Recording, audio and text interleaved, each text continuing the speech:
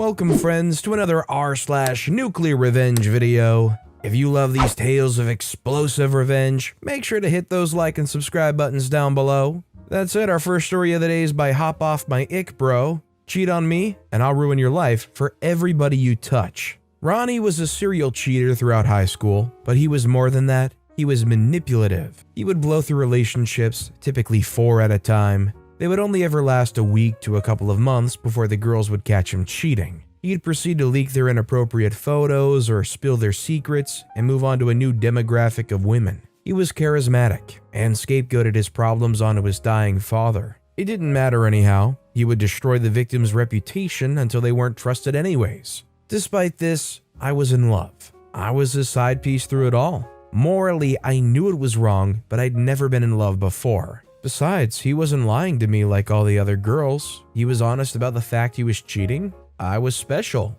I stuck it out. 2 years later, and he's fallen in love with me too, or so I thought.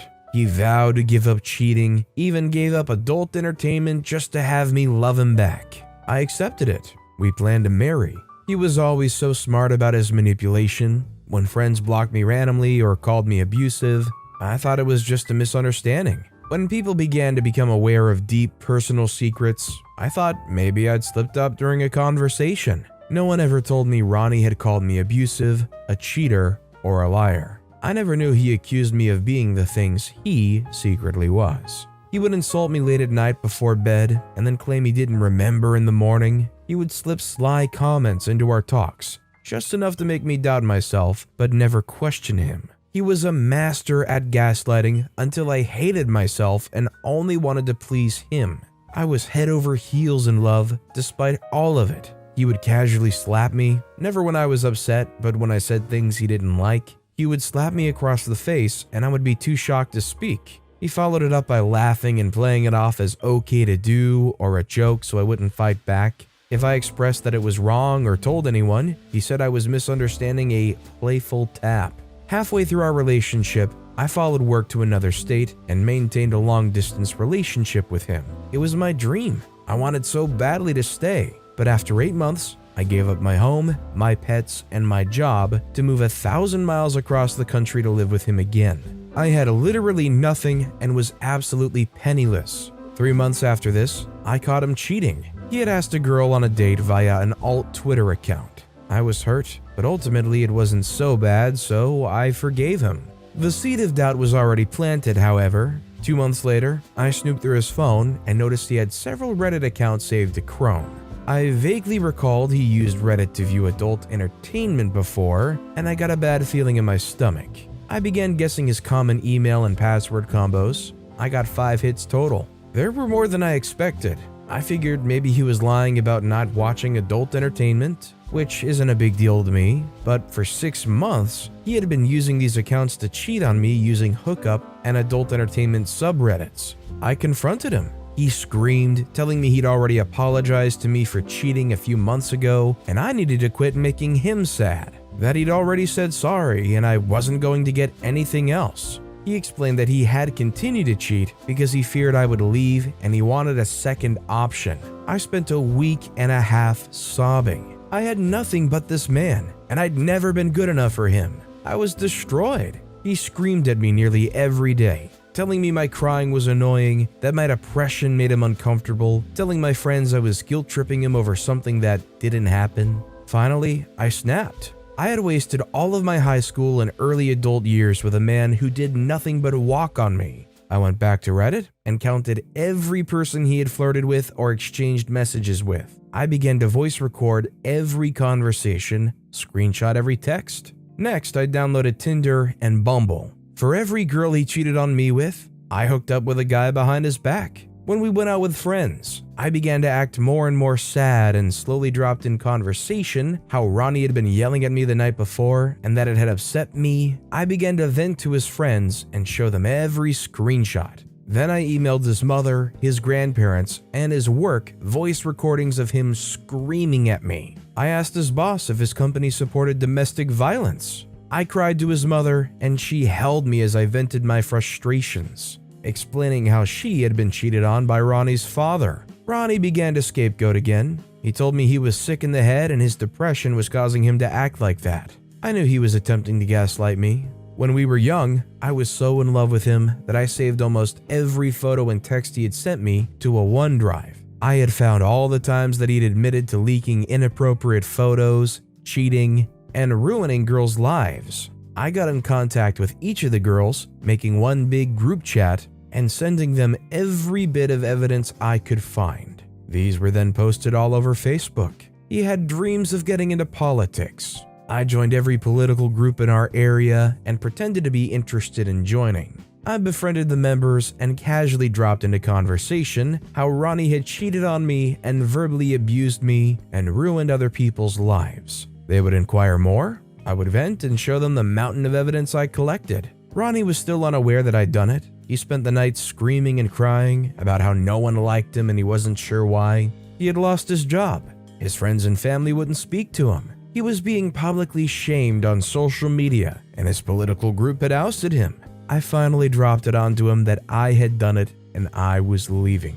During all this, I had secretly removed what little money I had from his bank account and contacted distant relatives and asked for a place to stay. I was leaving. He didn't have anything left to abuse or manipulate. I don't have a solid ending for this. I just wanted to say screw you, Ronnie. I wasted my youth being abused and I won't stand for it anymore. Considering everything that OP did and everything OP shut down in Ronnie's life, do you think that punishment was enough for what Ronnie did? Or do you think Ronnie still deserves even more karma beyond that? Whether or not that would happen. Let me know what you guys think in the comments down below. Our next story is by an anonymous poster, Best College Guest Speaker Ever. When finishing up my degree in criminal justice, we had to learn about how the justice system works and how sometimes it doesn't. For about 2 weeks, we studied a case from the early 90s of a woman that had killed her husband. Because the case is public record and a very interesting read, look up Betty Freeburg, 1993.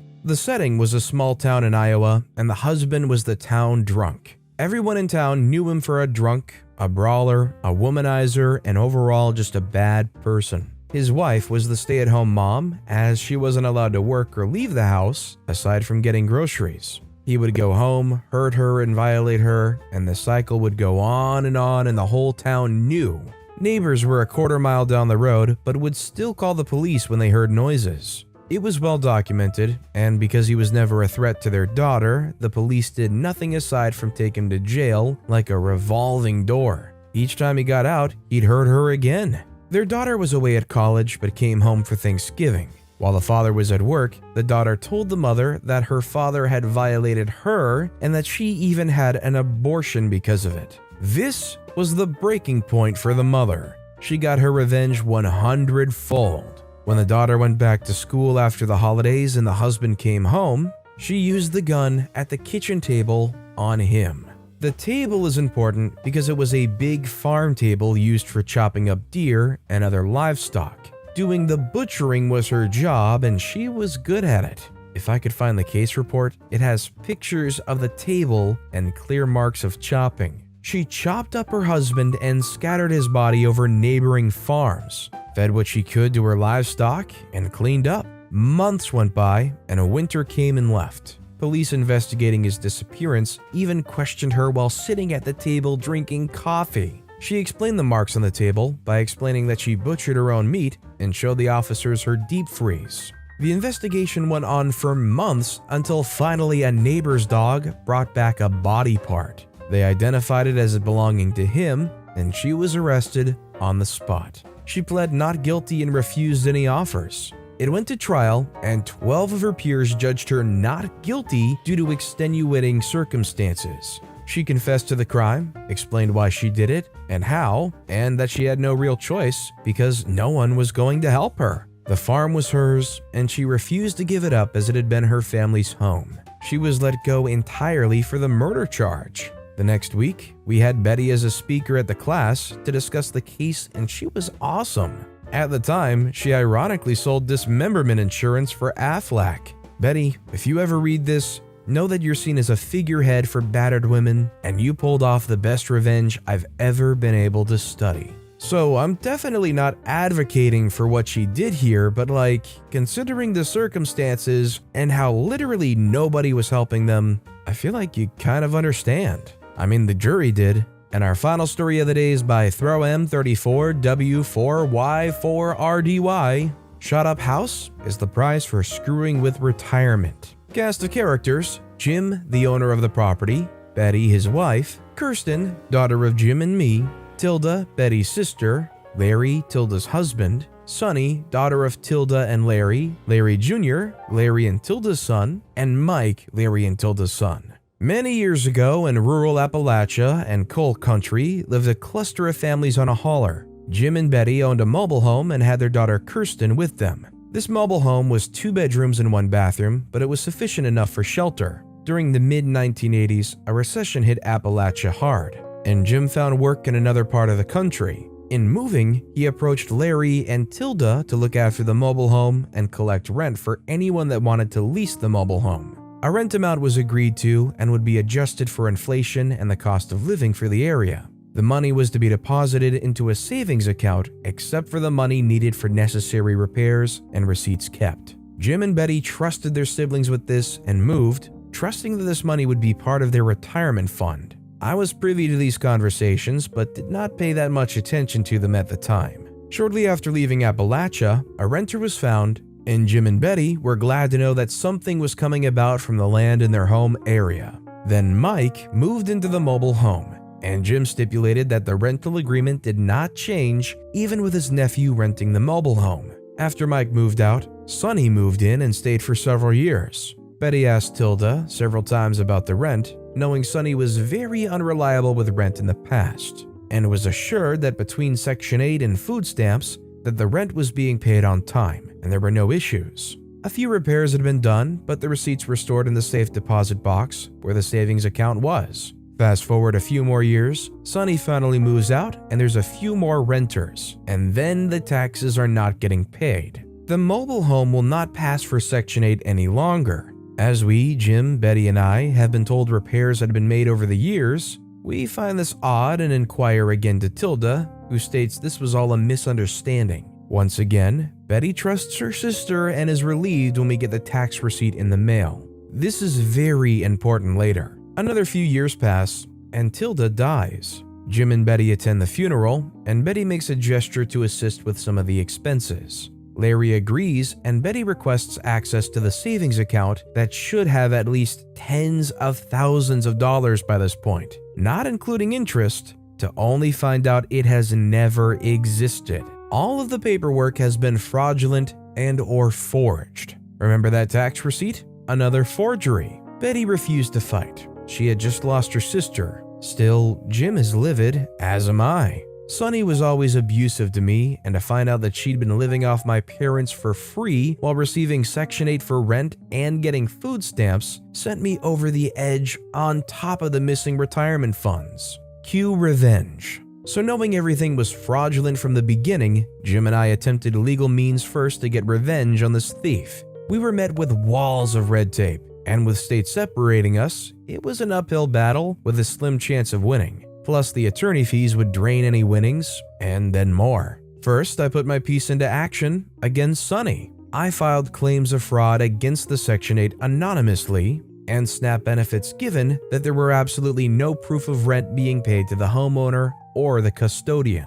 Larry was stupid enough not to write out a fraudulent receipt for when his daughter lived there. Next, I filed against Larry for tax evasion and Social Security fraud, since Sonny was claiming to be paying him the rent money via Section 8. This was income. Since he was not claiming this income on his tax forms, he was double dipping into the Social Security system and avoiding paying taxes. I did the same for the time Mike was paying rent, although he didn't claim government benefits, he just paid rent. The next stage was to notify their local church about the shady dealings with family. Their faith is big on lay ministers and credibility. I told anyone and everyone I could from the church directory about what had happened. I even showed the fake tax receipt. The last bit was the most nefarious. After ensuring that Larry was visiting Sonny and the house he owned was empty, a rented car was used, and while Betty drove, Jim used a .22 rifle to shoot holes in the roof, the AC compressor, the garage doors, and anything that was laying in the yard and not immediately noticeable. We wanted the burn to last, so no windows were shot out or anything evident from the start showed.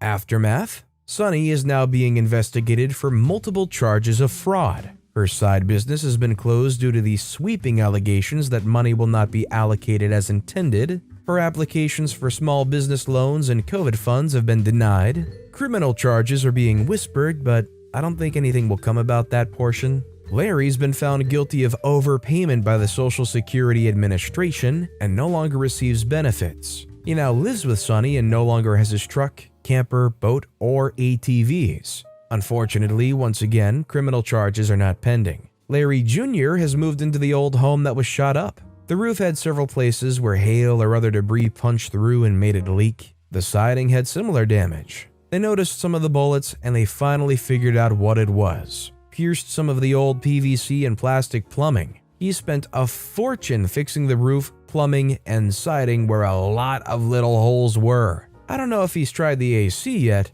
but I'll be delighted to find out if it malfunctions as severely as I hope. If people are going to be scummy like that, you don't really feel bad for them falling on hard times after, honestly, being scummy and riding off of that for so long. If you or somebody you know or cared about got totally screwed over like that, you'd want to get revenge against them too. Just so kind of happens that seems it's almost lawless a little bit in these places. Spray paint elderly's homes? Bully my brother? Throw rocks at my window? Have fun replacing your car windows, house windows, and repainting your house and car. Okay, so about a week ago, there was a kid that was throwing rocks at my windows. I've had beef with this kid ever since he tried to steal my bike and I had to steal it back from him. This was the troublemaker of the neighborhood. He also had a record with the cops. Okay, no more BS, I'll get to the story. So one day when I got back from school, I noticed that our living room window and my brother's window had giant cracks in them. They're security glass windows or whatever they're called. Check the security footage from the security cameras that our duplex comes with,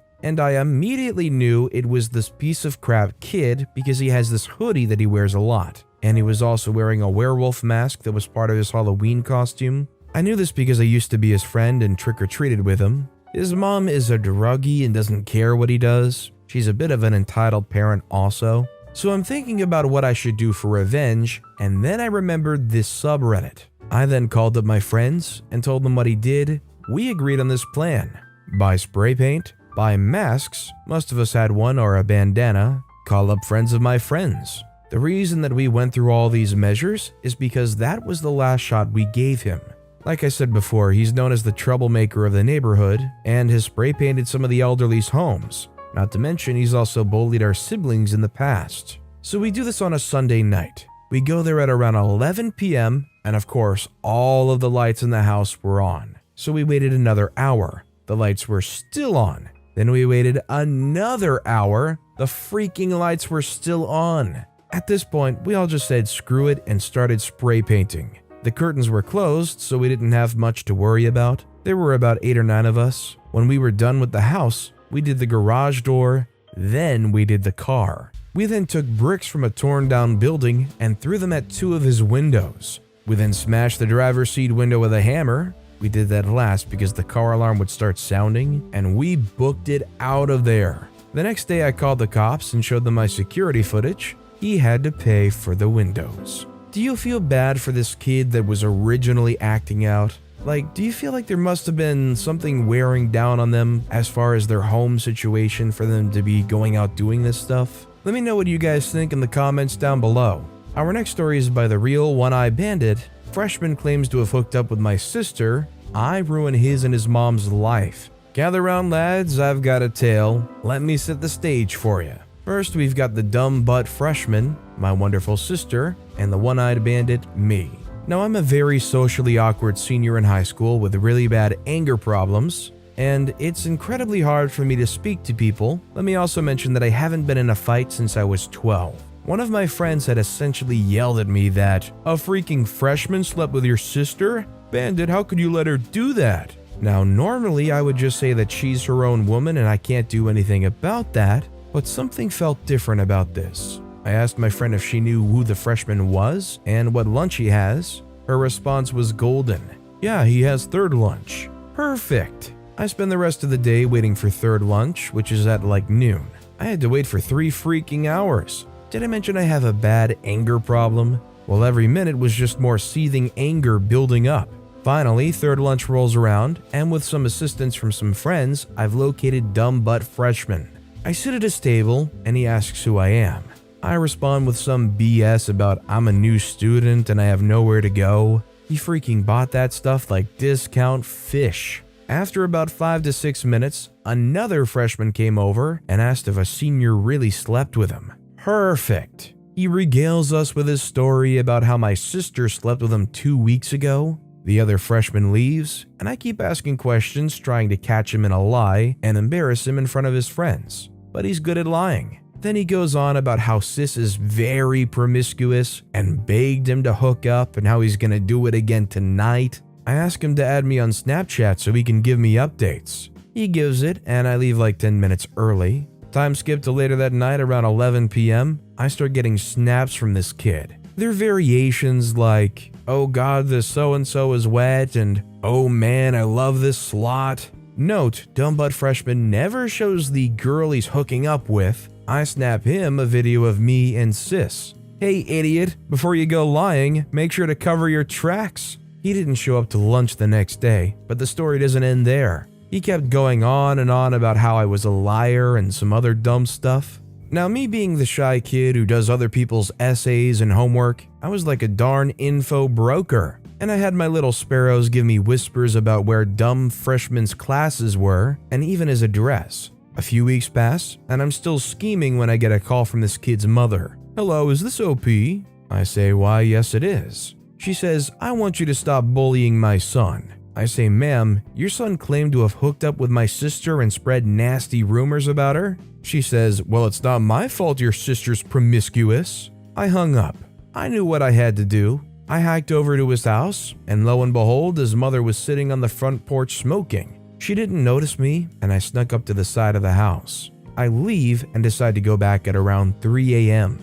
I snuck into the house and kinda silently broke everything. The couches, peed on, the toilet, clogged with towels, the bathtub, sprayed with poo. I soon found dumb freshman's room, and he wasn't there. Apparently his parents are divorced. Found his Xbox and laptop. His laptop had no password, so I logged on and downloaded as many shady viruses as I could find. Stole his Xbox too. When I'm getting ready for school, I had a knock on my door. It was the police. They asked if they could come in and ask a few questions. I invite them in and ask, what's the problem? They say, we got a report about vandalism, theft, and burglary. A mother on 123 Road claimed that you broke into her house and stole her son's Xbox and ruined her house. I say, well, I was here on my phone all morning. They say, can you prove that, sir? I pulled out my phone and showed how I'd posted on iFunny and Facebook several times in the allotted time frame. I also showed them clips that I recorded on my Xbox also during the time frame. They soon left with warm coffee and fresh cooked egg sandwiches. What they didn't know is that iFunny has scheduled posts, and I just had my friend play on my Xbox and post on Facebook. When I was at school, dumb freshmen came up to me and started throwing punches. I should mention that I'm a huge person, like 6'4" and 265 pounds, but I didn't hit back. The resource officer sees the whole fight and watches as this kid wails on me for 30 seconds before I sock this kid right in the stomach, then jaw. Then I pick him up just to slam him onto the ground. When he landed onto the ground, I heard the most satisfying crunch. I broke his arm and leg. His leg was so broken that he would never walk the same again. On top of that, the resource officer had vouched that it was self-defense. After he recovered, he was sent to an alternative school for 730 school days. His entire high school career. Now, even if he could play baseball, he can't because A school doesn't have a team. During the last week of school, his mother shows up to school as we're leaving and starts hitting, biting, and scratching me. The resource officer tried to restrain her before she could do any real damage, but she got me right in the eye. When he finally got her down, she was carted off to jail. However, I'm now blind in my right eye now. She was sentenced to 22 years in prison for assault of a minor, assault of a police officer, and evading arrest. Still got his Xbox, lost an eye. Fun fact, apparently OP literally posted a face reveal showing their supposed bad eye. Honestly, I looked at it and I couldn't really tell that there was anything noticeably wrong. It just seems a little weird to me that they would go and admit all of these crimes that they did in very specific detail and then post a picture of their face, pretty directly attached to it. But hey, more power to them, I suppose. And our final story of the day is by the real Nemo.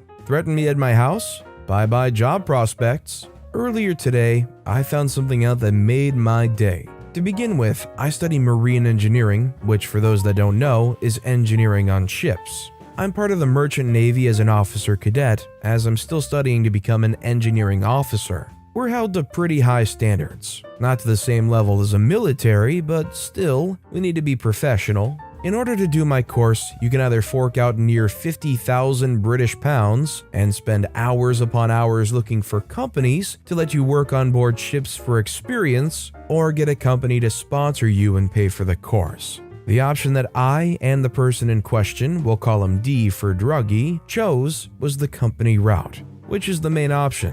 Because this is such a professional industry, drug use is heavily frowned upon. Being found under the influence is cause for instant dismissal, yet they managed to pass every drug test, only having one. For training, we have to attend a college that specializes in jobs for the Merchant Navy, so you get to meet a lot of people from around the country, sometimes the world, as there's a few companies from the Middle East that use the college I attend for training their officers. In order to get into college, I ride a motorbike. Cars are too expensive as I'm 20 and insurance for a bike is so much cheaper than car insurance. Now, because I ride a motorbike, I have gear, gloves, neck warmer as it gets cold here, jacket, etc.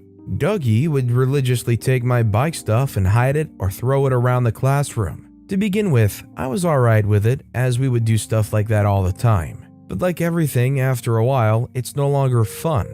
I should state that this was in between lectures so we wouldn't piss anyone off. We are childish, but only when appropriate, if you can be. After it stopped being funny, I asked Dougie to stop, and it didn't. It got to a point that we nearly had a fight because of it. Dougie would sometimes not show up to lectures, which is like not showing up to work, but would magic up excuses that people bought. But because Dougie never showed up to lectures, his grades started to drop. He only passed a couple of exams. His sponsoring company picked up on this and warned him that if he continued that he would be let go, which it did, and eventually he was. Anyway, because the course had already been paid for, he was allowed to continue to get an HNC, Higher National Certificate, which is one of the qualifications you can get outside of the COC, Certificate of Competency, which is what you need to work as an officer on board a ship. I didn't really think anything of it, but at least you would get something out of it. One night, the class was staying back late as we had a big exam coming up and we were getting some revision done, or at least that was the intention.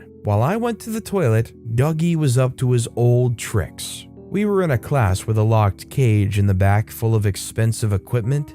Dougie thought it would be a good idea to throw one of my gloves in there. When I got back, I spent the best part of 30 minutes looking for my stuff. I eventually found it all but couldn't get to the glove in the cage. My arms weren't long enough. Luckily enough, another class member who I'm close to reached in and got it for me. After this, he kept grabbing my stuff. I got more and more annoyed and said something that I agree was out of line, but I was pissed. I said, "I understand why your dad beat you as a kid." Not word for word, as this was a few weeks ago and my memory isn't the best. I found out that he was hurt as a child, which I can sort of sympathize with as I was as a baby. Fortunately, I can't remember it. I do also have friends who were, and sadly do remember, but have grown from it, which he hadn't in my opinion. He was red in the face, stormed over to me, and put me in a headlock trying to choke me out. I didn't retaliate, as I will admit he was stronger than me. So I waited until he let go, and he did, then proceeded to storm out of the room to calm down.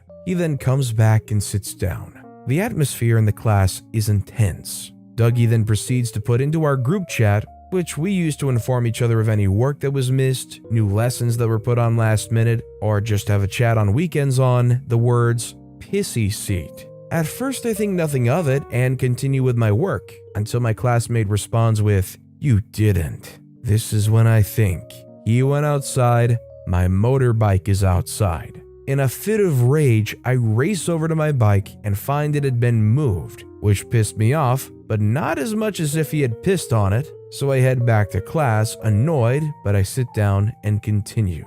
After about an hour, I start to put my stuff in my bag and notice that the straps had been padlocked together. I knew Dougie did it, but he protested his innocence. I knew he had done it, but thought, screw it, I'm tired, I'll deal with the lock later. The padlock hadn't rendered the bag useless, but made it so awkward to use. As everyone's leaving, someone takes Dougie's phone. I don't know who. I'm the last to leave as I have all my bike gear. They all either drive cars or walk. As I'm leaving, my friend hands me Dougie's phone. Dougie saw my friend with his phone, but didn't see him give it to me. Dougie asks for his phone, but as I'm annoyed, I pretend to not know anything. After about 5 minutes of arguing my ignorance, Dougie throws the key to the padlock on my bag and walks over to my friend. I'm at my bike now, getting my gear, one with Dougie's phone in my hand, getting ready to drop it at his feet and ride away. But as I get on my bike, he storms over really aggressively and says that my friend said that he gave it to me. I show him it, he's a good 5 meters away, and throw it into the bushes next to the bike parking and ride off. As I'm pulling away, Dougie kicks me. Now, I have a pretty fast bike, so I ride home quickly as I have a feeling something's going to happen. I get home, put the bike in the garage and head inside. 5 minutes later, Dougie pulls up. I notice, so I head outside and he's wanting to fight. I'm not a violent person, but I will defend myself if needed. I say screw off, I'm not having a fight, and lock the door. He stood there for a good few minutes before he gave up. The next day, I head into college, and as I'm annoyed and fearful that Dougie will do something to my bike, I tell the college. I recite the story, and they're shocked. They wanted us both to be there so they could hear both sides, but only I show up. After about a week, Dougie shows up. The college wants to talk to him, so they do. Apparently what was said to him was that they have said to him that as he's looking for a job or something to do, if he applies to the parent college of the one I attend, he will not get a place due to his actions, and that as he will have to put them down as a reference on his CV, they'll inform anyone he applies to for a job or course that the same thing will occur. In short, because I informed the college, I've made it near impossible for Dougie to get a job. I would like to point out that I did not say that I wanted any further actions taken, and everything after myself informing the college of what happened was out of my control. Unfortunately for Dougie, they seemed like just way too loose of a cannon. I don't know really like the scope of what's going on in their mind, but you just kind of hope that at some point they can figure it out. Either way, it doesn't excuse what they did, and the outcome was relatively fair, honestly. Do not mess with my family. I will destroy you.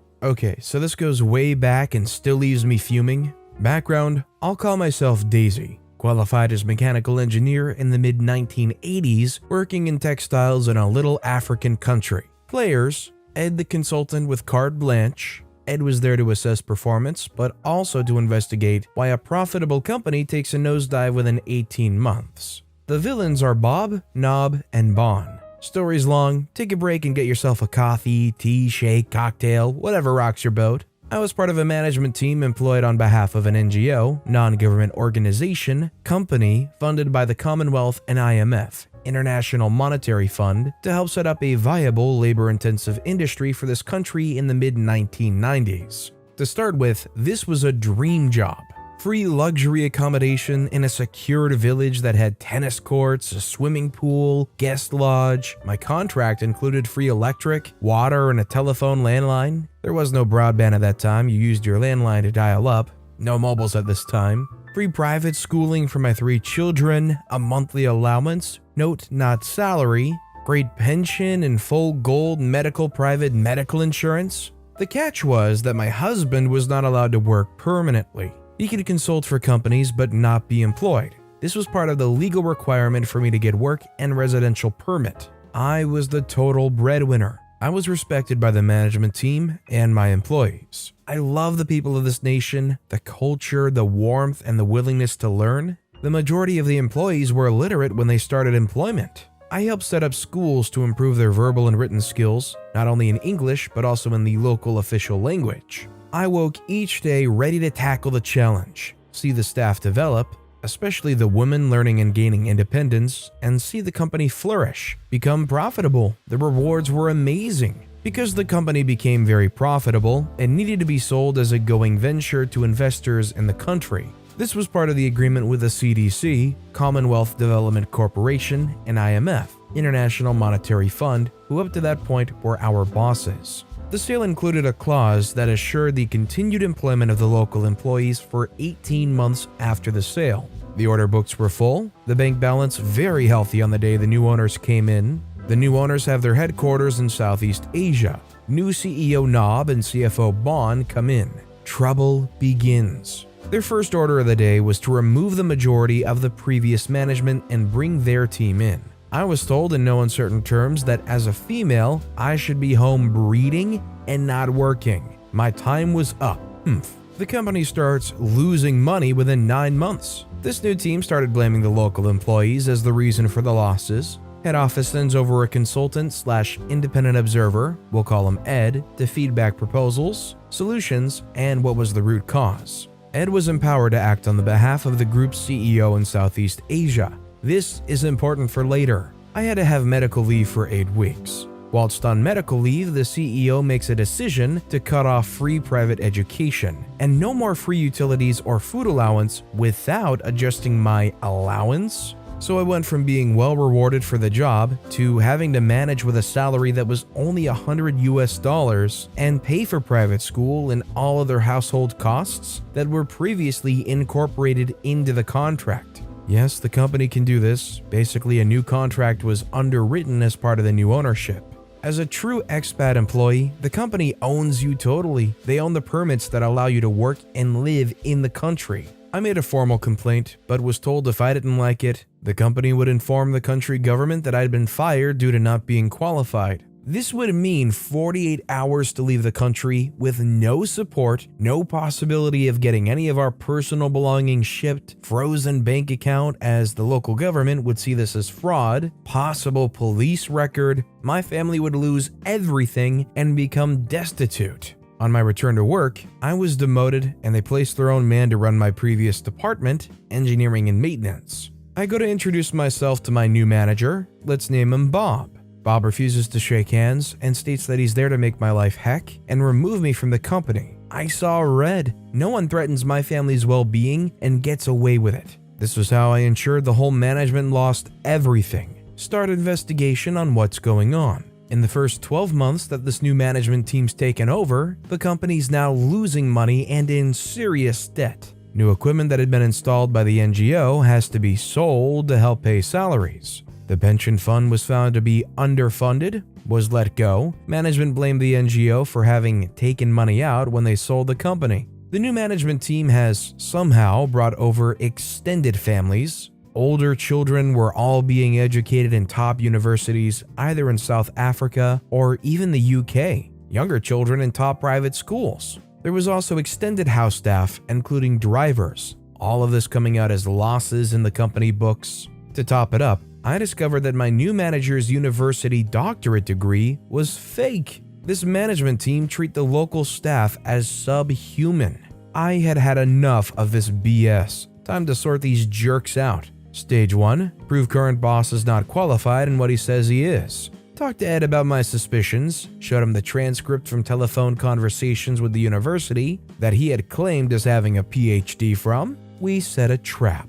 There was a set of machines that were seriously underperforming. Ed and I work out a plan. I walk into lead meeting late. I was to be quiet until Ed asked me to contribute. We wanted to give Bob enough rope. In the meeting, I sit quietly whilst Bob blames the local operators, the local maintenance fitters, and everyone else for all the woes that are happening, including why we can't meet the order book demands. Ed sweetly asks if there's a possibility of a mechanical issue. Bob denies it. Ed then asks for my opinion. I explained that Bob's been changing suppliers of critical components to cheaper versions, but that still cost the same on the official books. I had evidence that demonstrates that Bob was receiving a significant percentage of the difference on the side, whilst the company charged the inflated prices. I also stated that I could fix the problem using the correct components. If I was wrong, then by all means, fire me. Ed sets a challenge to me and Bob. Each one of us has a team of fitters and our chosen components.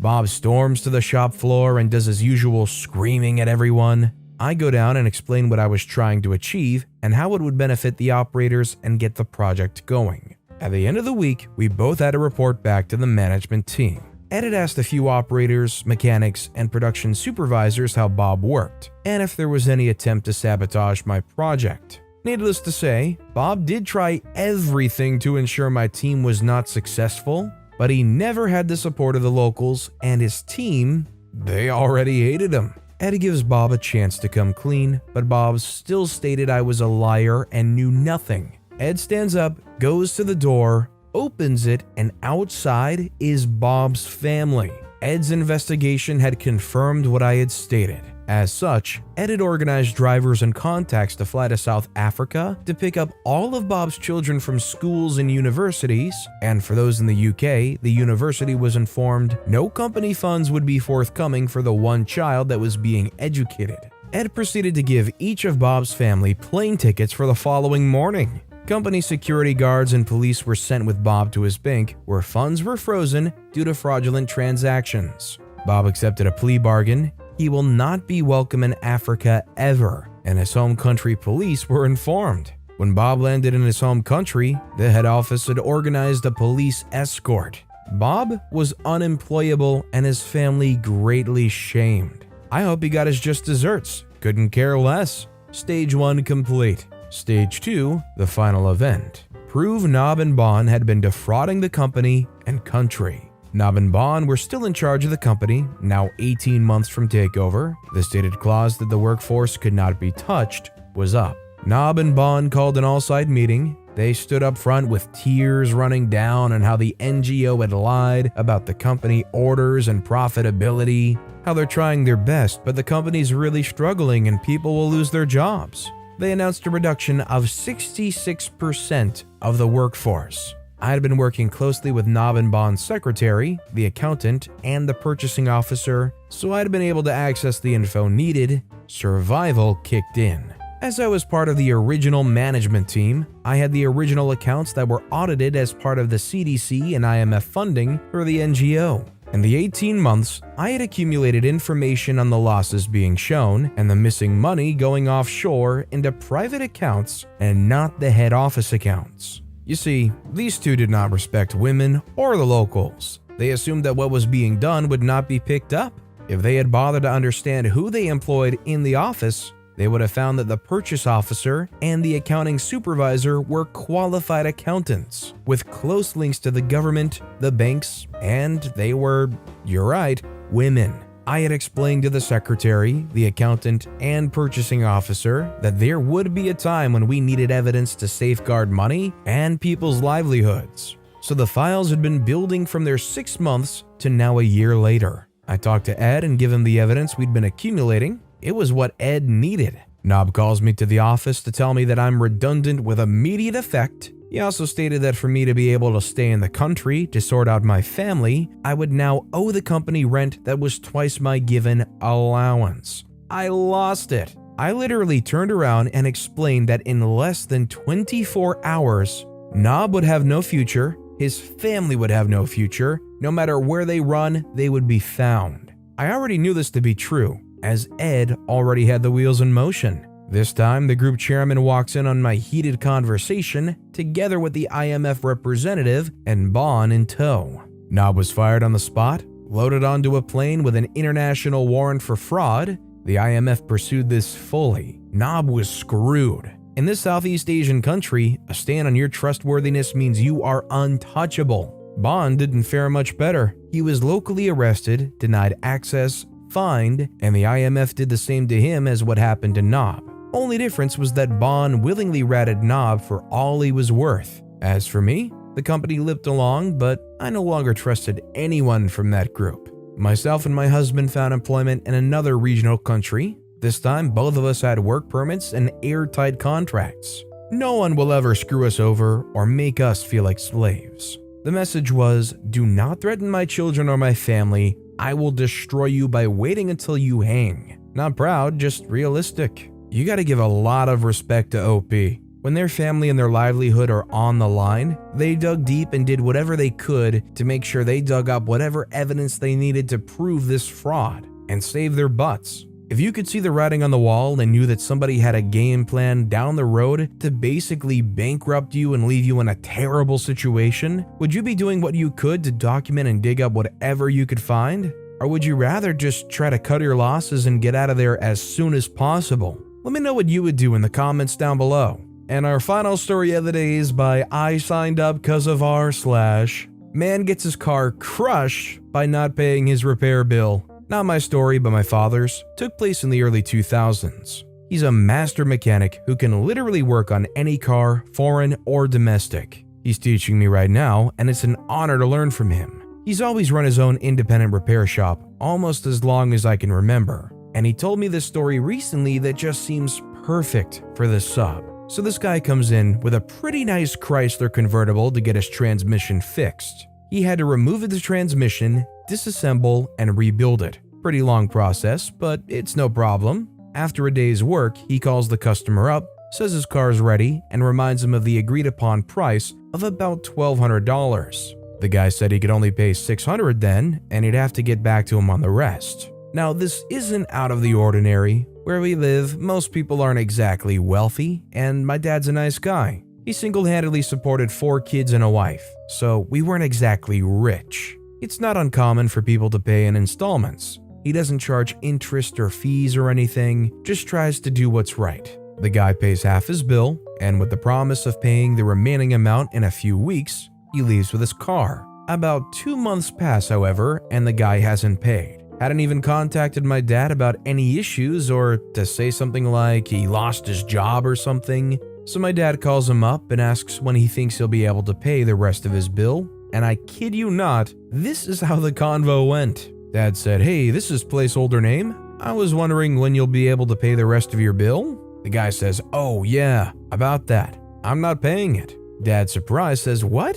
Is something wrong with the car? If something went wrong, I'll take care of it." The guy says, No, the car runs great. I'm just not gonna pay you." Dad says, "What? Why?" The guy says, "Well, I have the car now, so I don't see any reason to pay you." They went back and forth a bit before my dad realized it was pointless and decided to enact some sweet revenge. He calls up a local towing company and gives them the guy's address, license plate, and car description and tells them to tow the vehicle to the county recycling center. He then calls up the recycling center and says, "Hey, you're going to be getting a Chrysler convertible, license plate so-and-so from so-and-so towing. When it gets there, I want you guys to crush and recycle it." And so they do. The car was crushed and recycled. The next day, the guy shows up to my dad's business, furious and with the state patrol. My dad explains the entire story, and the cops tell the guy that technically, the vehicle was moved, not stolen, the recycling center received recyclable goods and not stolen property,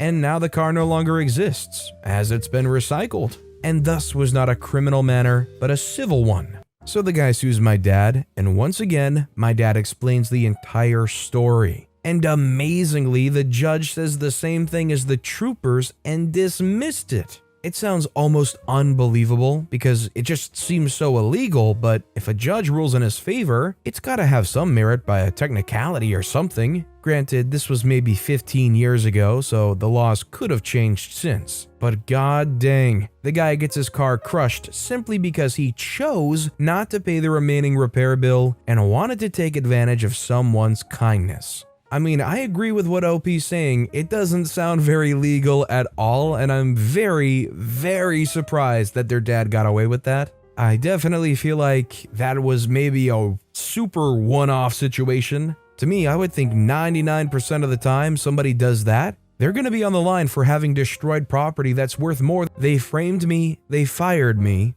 And that's how they screwed themselves into a divorce, a prison sentence, and a handful of deportations. This is a long one, but if you stick with it till the end, you'll learn how I was framed and fired from my job and accidentally set off a chain reaction that led to a staff overhaul, with several managers being fired or moved to other restaurants, the general manager being fired and getting a divorce, and one of the managers being investigated by the FBI and ultimately arrested, as well as several of the workers being deported.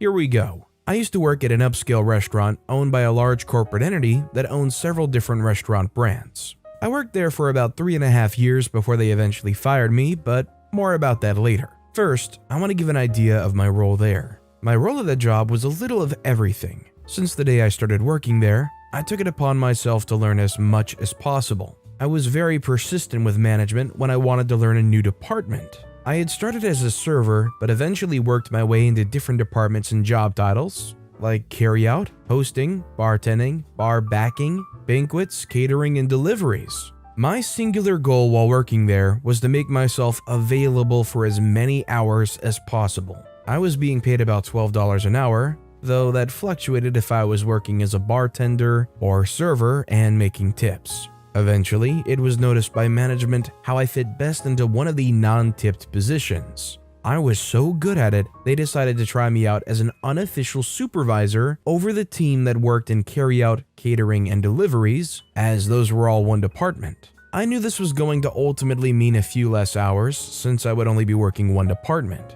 So I negotiated with management to increase my pay by about $1.50. Since I was taking on additional responsibilities, they were satisfied with the pay increase. I wasn't trying to get as much money as possible. I just wanted to be able to pay my bills and still have a little money left over for fun. I was living in the highly taxed city of Chicago, which is in the already highly taxed state of Illinois. So it was pretty difficult to make ends meet and still have money left to enjoy my life. I'm a person of simple pleasures, and I can enjoy things for long periods of time, so it didn't take much money to be happy. A video game could hold my attention for several months, sometimes even years. I had a family pet that I'd brought with me to Chicago, so that counted as an extra expense. Not long after I started this position as the unofficial supervisor, I got a girlfriend, so I was also going out more often and spending money on her. With my position and some smart budgeting, I was able to afford all of this. The money wasn't an issue, but management had a high turnover rate,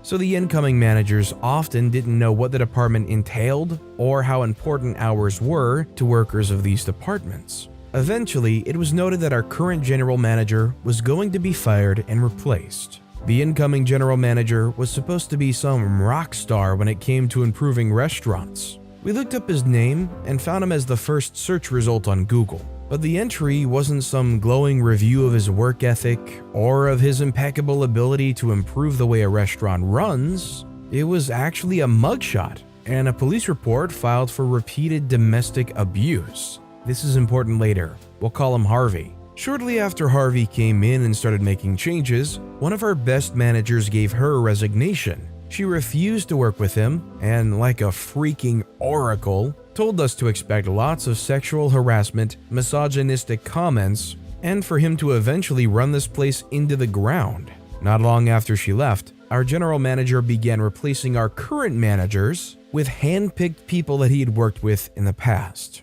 Eventually, all but one manager was replaced. That manager was the kitchen manager. We will call him Fredo. Fredo had been there since I started working there. He seemed to be something of a chameleon, as in his values and ethics seemed to change depending on who his boss was. Honestly, I sort of applaud his survival instincts, but ultimately see him as a suck-up and traitor. Harvey never really replaced the manager for our department, so we ran without a lot of oversight. Unless you count me as the supervisor, we didn't constantly have someone breathing down our necks about how things should be done. Our department had some hiccups here and there, but it still ran really smoothly. Since we didn't have our own manager, we often had to radio for a manager to come help us out on things that needed a manager card for approval. Fredo would always be the one to answer these calls since the kitchen was closest to our department. Over time, the new team of managers started to see Fredo as the manager of our department as well.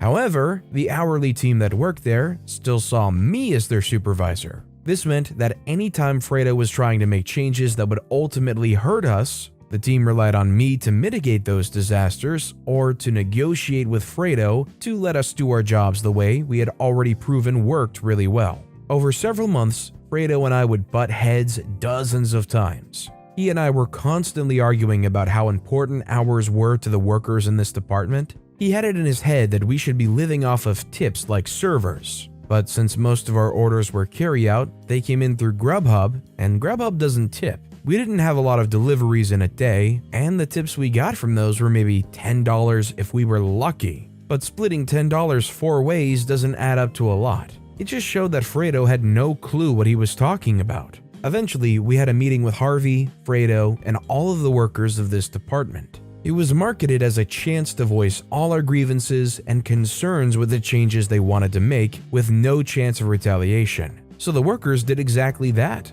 They talked about how Fredo was trying to cut hours, even though he isn't our actual manager. When it was brought up that they're attempting to hire someone to be the manager, the team suggested that I take over since I'd already been supervising them and running things smoothly for the last several months. I was also the one that management consulted when writing schedules, as I had an understanding of the days some workers could and couldn't work depending on their school schedules or family life. I could see at the moment it was suggested that Harvey and Fredo made the decision on the spot that I had to be gotten rid of.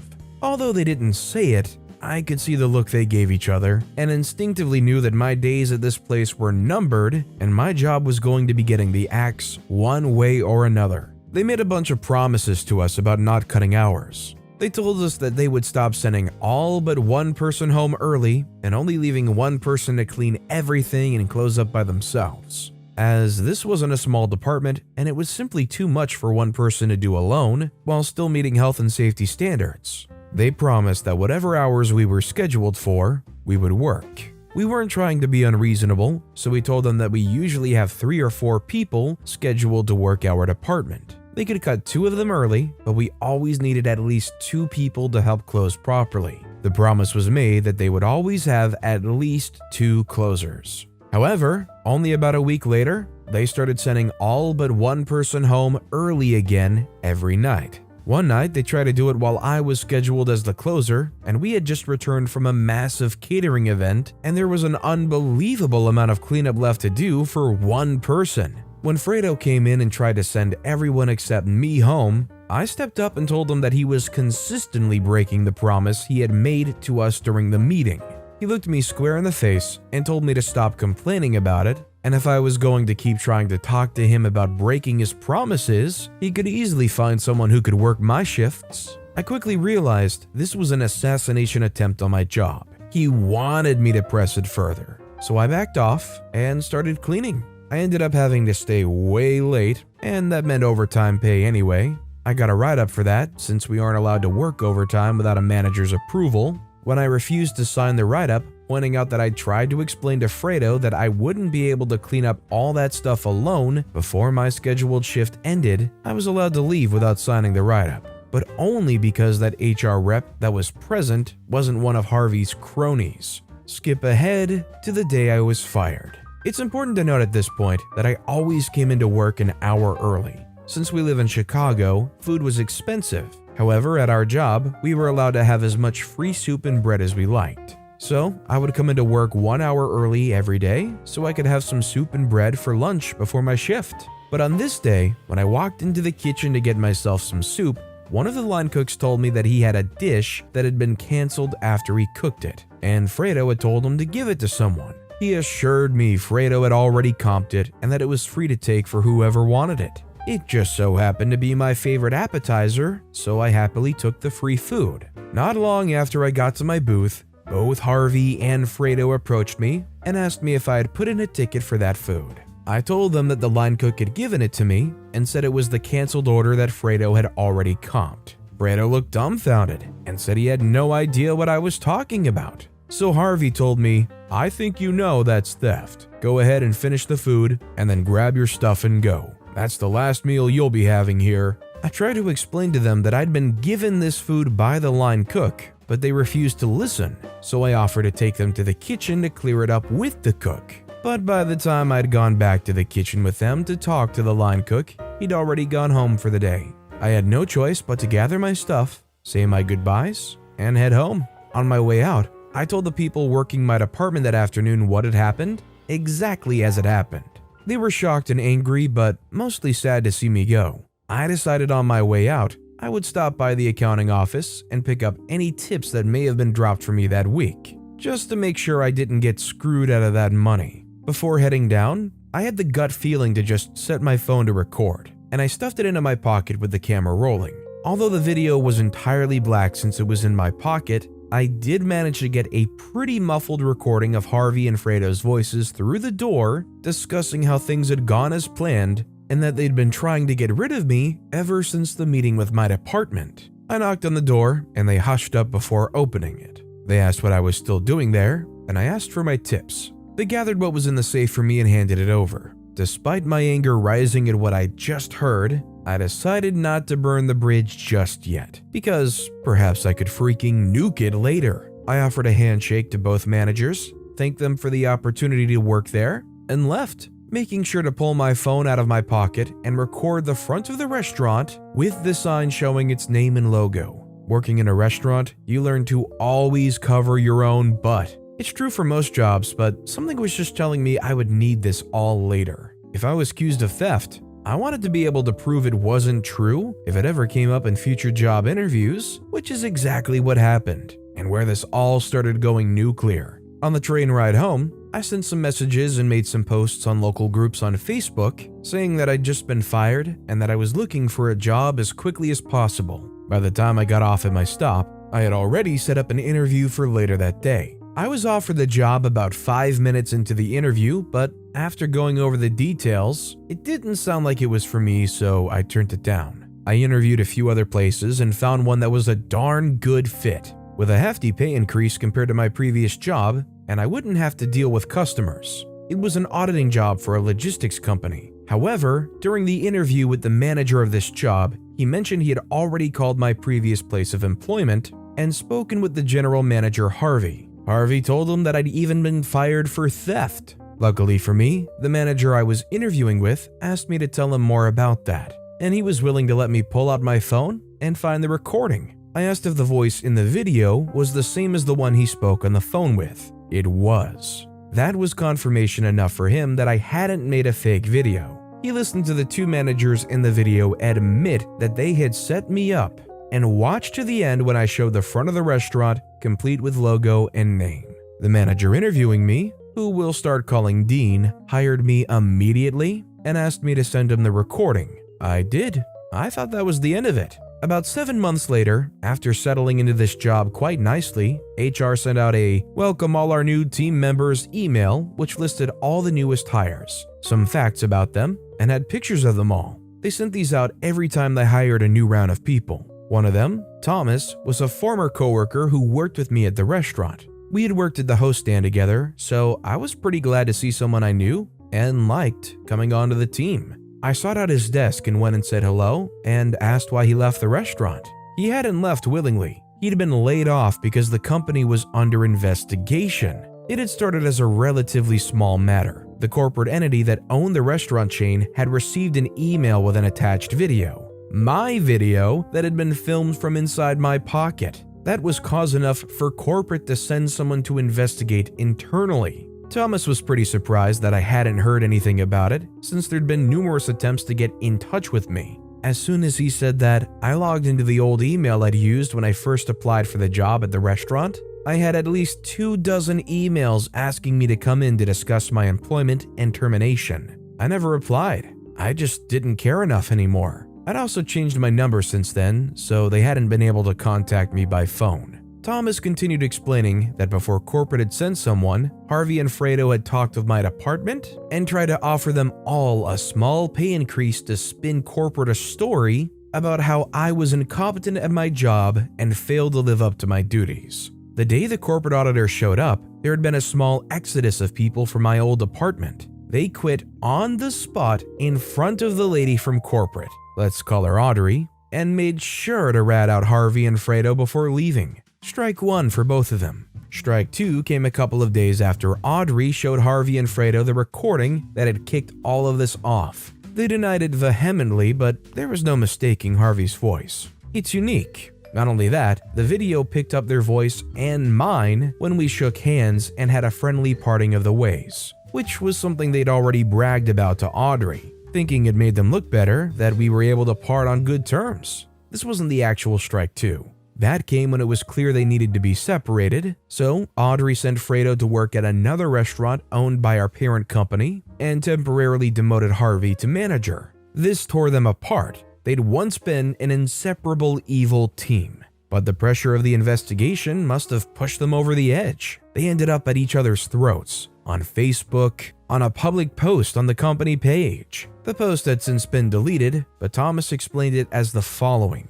Fredo had been pictured in the Facebook post on the restaurant page, and Harvey made a passive-aggressive comment about how Fredo shouldn't even be in the picture since he had been moved to another restaurant due to misconduct. Fredo saw this comment and said something along the lines of, "At least when people Google my name, I don't show up as the guy that punched his wife." To which Harvey responded, "Very funny from the guy who's cheating on his wife with Janet's sister." Janet was the girl they appointed to officially supervise my old department after they fired me, the unofficial supervisor. Fredo replies to that by saying, "Like you haven't tried with half the waitresses. They all have stories about you trying to screw them." The post was deleted, but not before it had been seen by Audrey the auditor. That was officially strike 2. Strike 3 came the next day when Audrey started interviewing the female waitstaff and bartenders, seeing if any of them could confirm that Harvey had tried to make a move on them. All of them were interviewed separately. Several of them had similar stories. Every girl that confirmed Harvey had made a move on them all said he had offered to be their sugar daddy if they would send pictures or stay after closing to mess around with him. Harvey was fired, but that isn't the worst of it. Audrey the auditor wasn't just some random woman from corporate. She was the old regional manager for the area and had personally hired Harvey's wife as the GM of another restaurant in the city. So she called up the restaurant Harvey's wife worked at and told Harvey's wife everything she had learned from the female waitstaff. We learned later that they'd gotten a divorce over him trying to cheat on her after she'd already given him a second chance to change after he had beat her. I don't know what compelled her to give him a second chance after something like that, but she sure didn't give him a third. After firing Harvey, the line cook who had given me the food was interviewed by Audrey. I don't know how it came up, but at some point, he had let it slip that he was an illegal immigrant. She had his file in her hand with an Illinois ID and social security number on file, so this confused her, and she pressed him for more information. It turns out Fredo had some connections and had his own miniature black market going on where he would have fake social security cards and IDs made for the illegal immigrants he was hiring at reduced wages. It had been going on for at least 4 years. Needless to say, this is a felony. With a potential PR nightmare that she was likely dealing with, she felt like she had no choice but to alert the authorities. Local PD enlisted the help of the FBI since some of the evidence led them beyond the jurisdiction of the local police. Fredo was arrested and quickly gave up the names of the people working that he had sold social security cards and IDs to. I'm not sure if he gave up all of them, but he did name drop about 14 people. And of those 14, at least half were deported by the time Thomas had been let go. One of them was a line cook that had given me the food the day I was fired. Thomas went on to explain that it had all started with me being fired, but I never sent that recording to corporate. I'd only sent it to Dean when he hired me. I asked him about it, and he told me he had sent it to his wife since she was a lawyer. He wanted to see if I had a case to maybe sue my old job, since what they had done was wrong. But he also remembered that when we first talked about it, I had said that I'm not the type of person who would try to make millions off an entire company because of the mistakes of 2 jerks. But I also said that it would be pretty sweet to see them lose their jobs too. So his wife had been the one that sent it to the legal team at the corporate HQ of my old restaurant job. My boss showed it to his wife, who forwarded it to the real head honchos of my old job. They were both just trying to get two scumbags fired for what they did to me, but they ended up pulling a thread so long that it didn't end until there were sexual harassment accusations, revelations about managers cheating on their wives with girls related to people they had placed in positions of authority, a divorce, mass layoffs pending investigations, a staff overhaul, an FBI investigation into what could be considered black market dealings of falsified government-issued documents, and at least a half dozen deportations, probably as many as 14. I don't know if this counts as nuclear revenge, as I didn't actively pursue it, but Thomas ended up showing me that even if it wasn't revenge, it was definitely nuclear, and the crater it had left was massive. Although it definitely worked out well in the end, do you think OP's new boss was overstepping their boundaries by asking for that recording and reporting it to the corporate of OP's old job? Let me know what you guys think in the comments down below. Excuse me, Satan, I think you're in my seat. I'm going to start this story off by saying that this absolutely is not one of my most shining moral moments, and that I'm well aware that I was a straight up jerk for doing what I did. My only real defense is that I was in a super bad place mentally and needed a mountain's worth of therapy. If you're curious about the circumstances around her, check my profile, which was evil in human form. Now on with the revenge. I was a weird kid growing up, really weird. It was mostly because I was being hurt at home and forcibly isolated.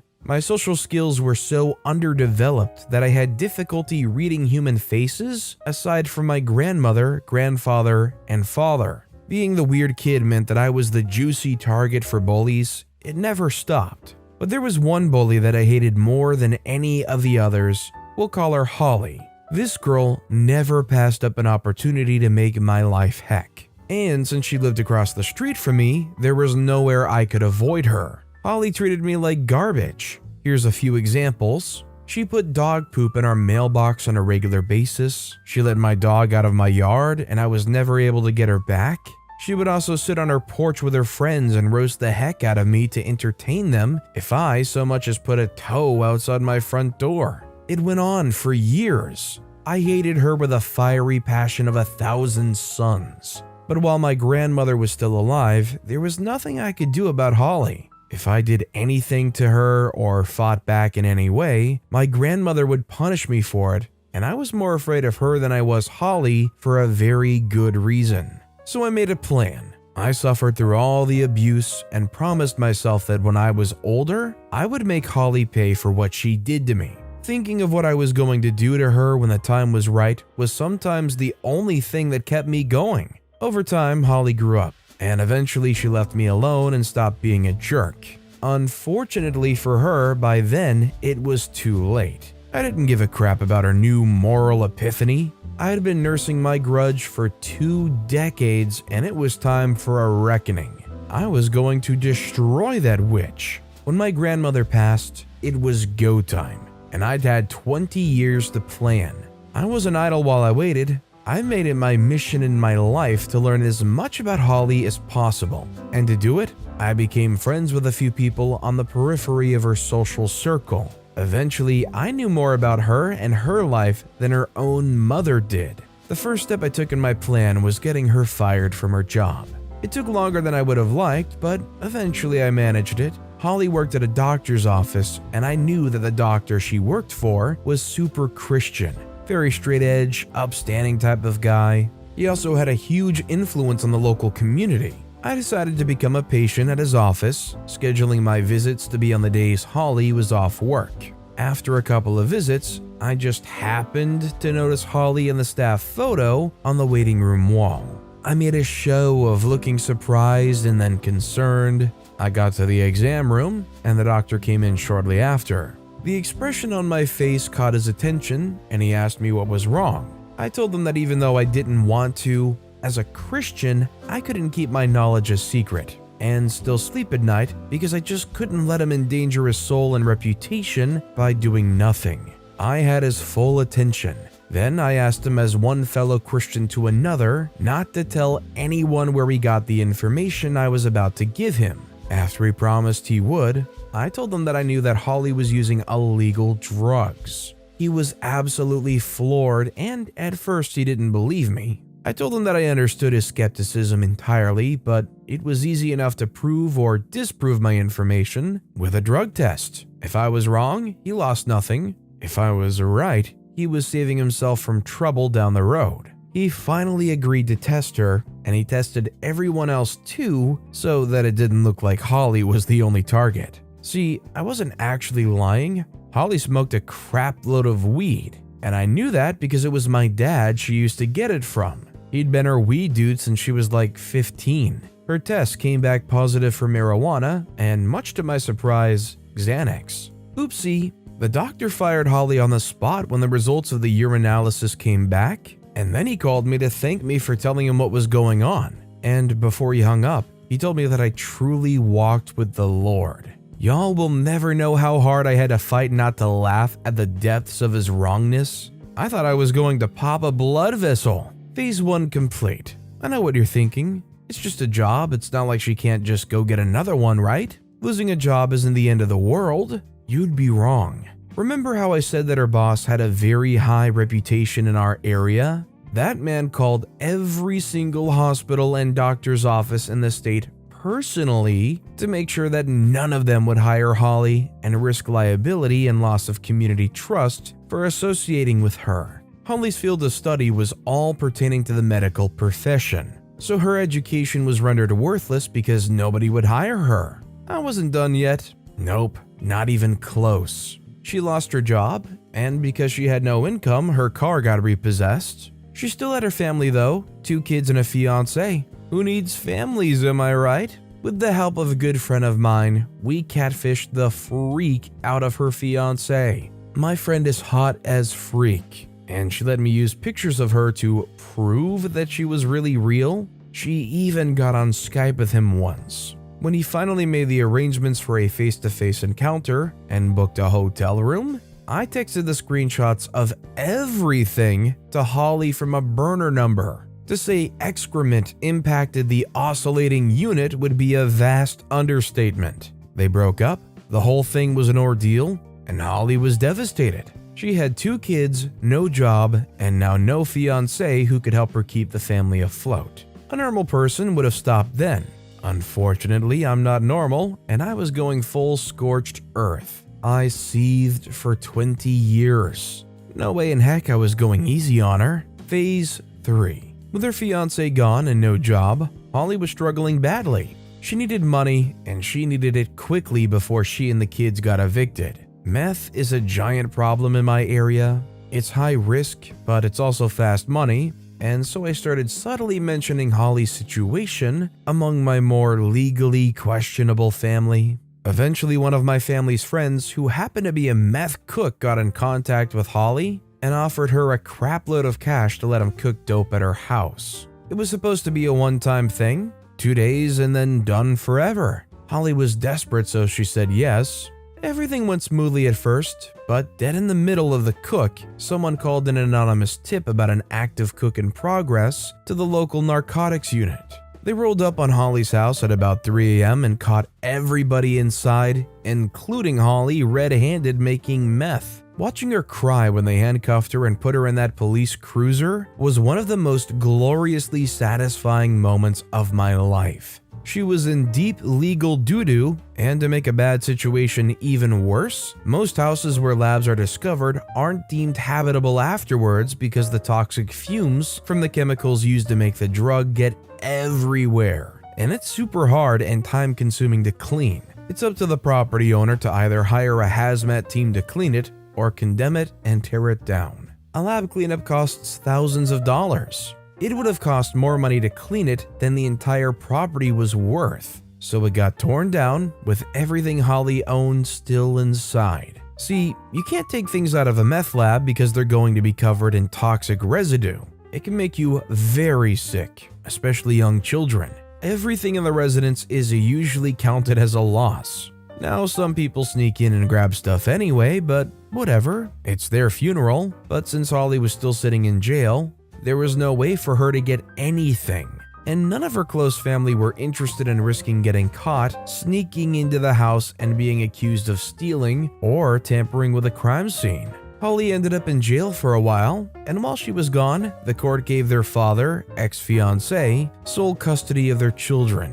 And Holly was only given supervised visitation, 2 hours every Saturday if I recall correctly. Revenge is a dish best served cold, and mine was freezing. I was behind every single bad thing that happened in Holly's life, in one way or another, for an entire 5-year period.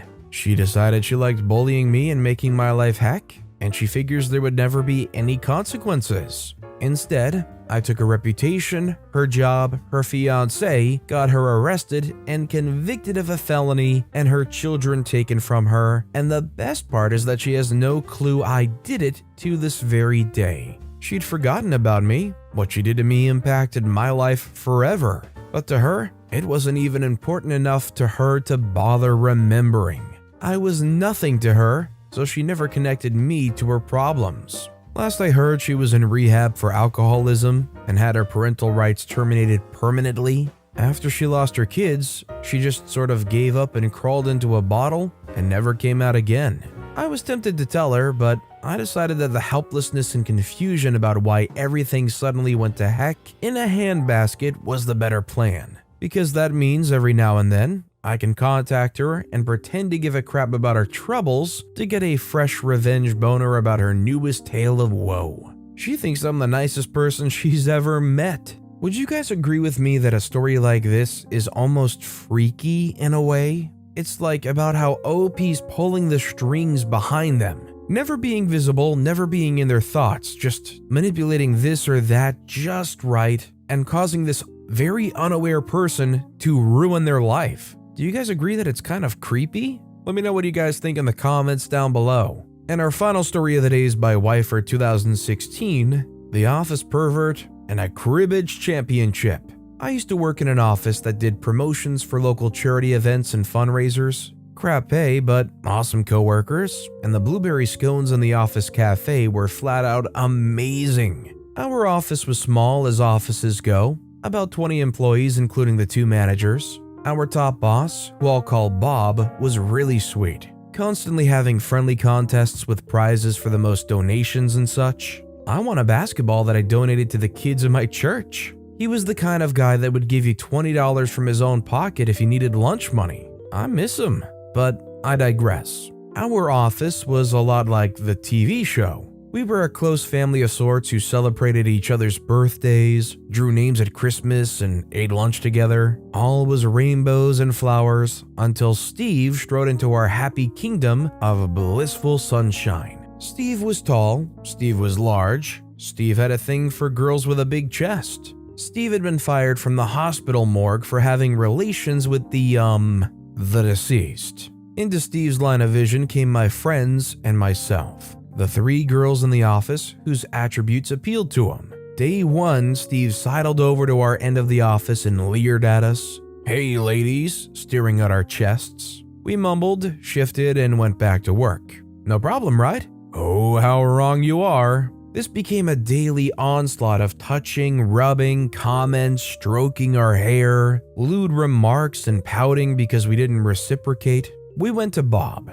We went to a second manager. They threatened him. It continued. Until the day I was on the phone with a client, and he grabbed my arm in a vice and started whispering in my ear while I was talking to the client. I was struggling to stay professional while trying and failing to get away from him. I finally hung up and screamed, "Let go of me," while bursting into tears. Now, this is the 90s. Recognition for sexual harassment was still in its infancy. Help for it was almost non-existent, unless you worked in our office. Second manager came roaring over, hauling Steve off me and making sure I was okay. Told me to take the rest of the day. The revenge and the surprising outcome, I went home and took the next day as well to settle my nerves. When I returned to work, the office was buzzing. The girls gathered around me asking if I knew what happened after I left. Nope.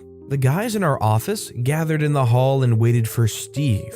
When he came out for a smoke, they jumped him, pinned him up against the wall, and while I was never privy to what was said, I was let known that they beat him pretty good and put the fear of God in him. Steve didn't return for a few days. When he came back, he was a broken man. black eye, bruised face. He came up to me and loudly apologized, saying he knew how wrong he was and promised to play nice from then on. The outcome? Steve was a changed man. Turns out he was actually a pretty decent guy. While eating lunch one day, someone brought out a cribbage board, and everyone was surprised to learn I didn't know how to play. So Steve offered to teach me. I found I loved the game, and Steve and I quickly became the team to beat, going on to win the office championship. I left there a few years later. When I left, everyone chipped in for gifts and cards, and Steve gave me a hug. I hugged him back. I definitely can't speculate on what necessarily changed to cause them to be a reasonably good person, but you could definitely throw it out there that maybe getting jumped knocked a few of those wires and circuits back in line. I put my first job out of business after 8 years working there. Okay, so I live in a relatively small city in North Carolina and started working at the young age of 14 as a dishwasher, soon working my way up through the restaurant over 2 years. Settle in, cause this is a long one, and I hope you all enjoy it. The original owner of the restaurant/bar, a 50-plus-year-old woman, had grown interest in selling the restaurant. After 10 years of great reviews, and honestly it became the best place in town to go to, a younger male walked in one day through the kitchen door. In the start, I thought he was a new employee. Finding out later that night, he was the one interested in buying the restaurant. And the sale went smoothly. Fast forward a year, and the new owner, let's call him Herb, denied the only time I'd ever asked for a raise. The $7.50 an hour I started on was not a living wage. He told me I didn't work hard enough when I'd gone as far as to wait on tables and cook, as well as many of the cleanup and maintenance jobs, on top of my job of being their dishwasher. Thankfully for me at the time, my manager, who had listened through the office door, called him out on the BS. She got me my raise. Nonetheless, a few months into it, Herb let several coolers which held meat break down, and refused to fix them or get a new one. My nice manager couldn't take getting the backlash of always being blamed for things breaking down. Herb's the owner, it was his money, he had to approve anything we did. So on the night we celebrated her 10-year anniversary of working there, she ate the cake my sister and I made her. Then, also proceeded to quit on the spot right after. The responsibility of management fell onto my sister, and she was forced to take the promotion with no raise or anything. She managed for 9 months, only to feel unheard for any issues she brought up with equipment or workers. She always would be told, "No, we can't do that."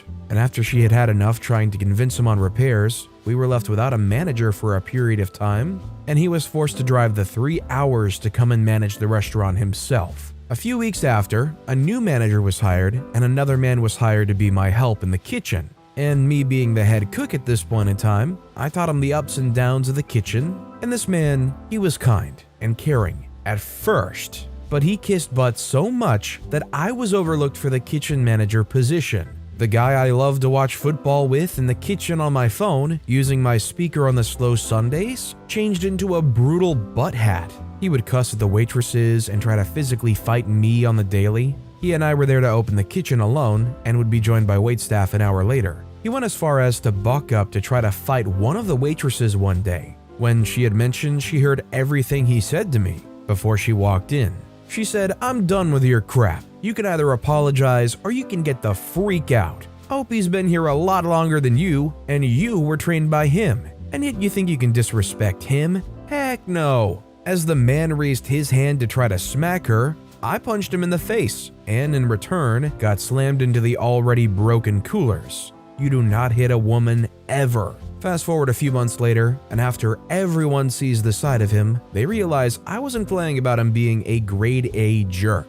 Many of us tried to tell Herb about his actions, but were met with, "It can't be that bad, he's so nice." Finally, after not being heard or listened to for so long, I began planning how to quit. I had it all planned out, and when we had the meeting, I walked in a suit, already having found a place with, at that time, my fiancée, and a new job far from home. Everyone knew I was overdressed, and had questions, and I filled them in on the walkout plan, yet the mean manager was nowhere in sight. After enjoying the meeting and being called on for my opinions on how to boost sales, and better the restaurant, I looked at Herb and answered sarcastically, "Oh, me? Now you want to hear what I have to say?" Getting in a serious tone now, I stand up and told him, why would I help a business, much less an owner of this business, better themselves when I've been blown off for months? anything I had to tell you. I was bullied for months, and when I mentioned it, I was brushed off. Have a great freaking day, Herb, because you quite literally don't have a cook now.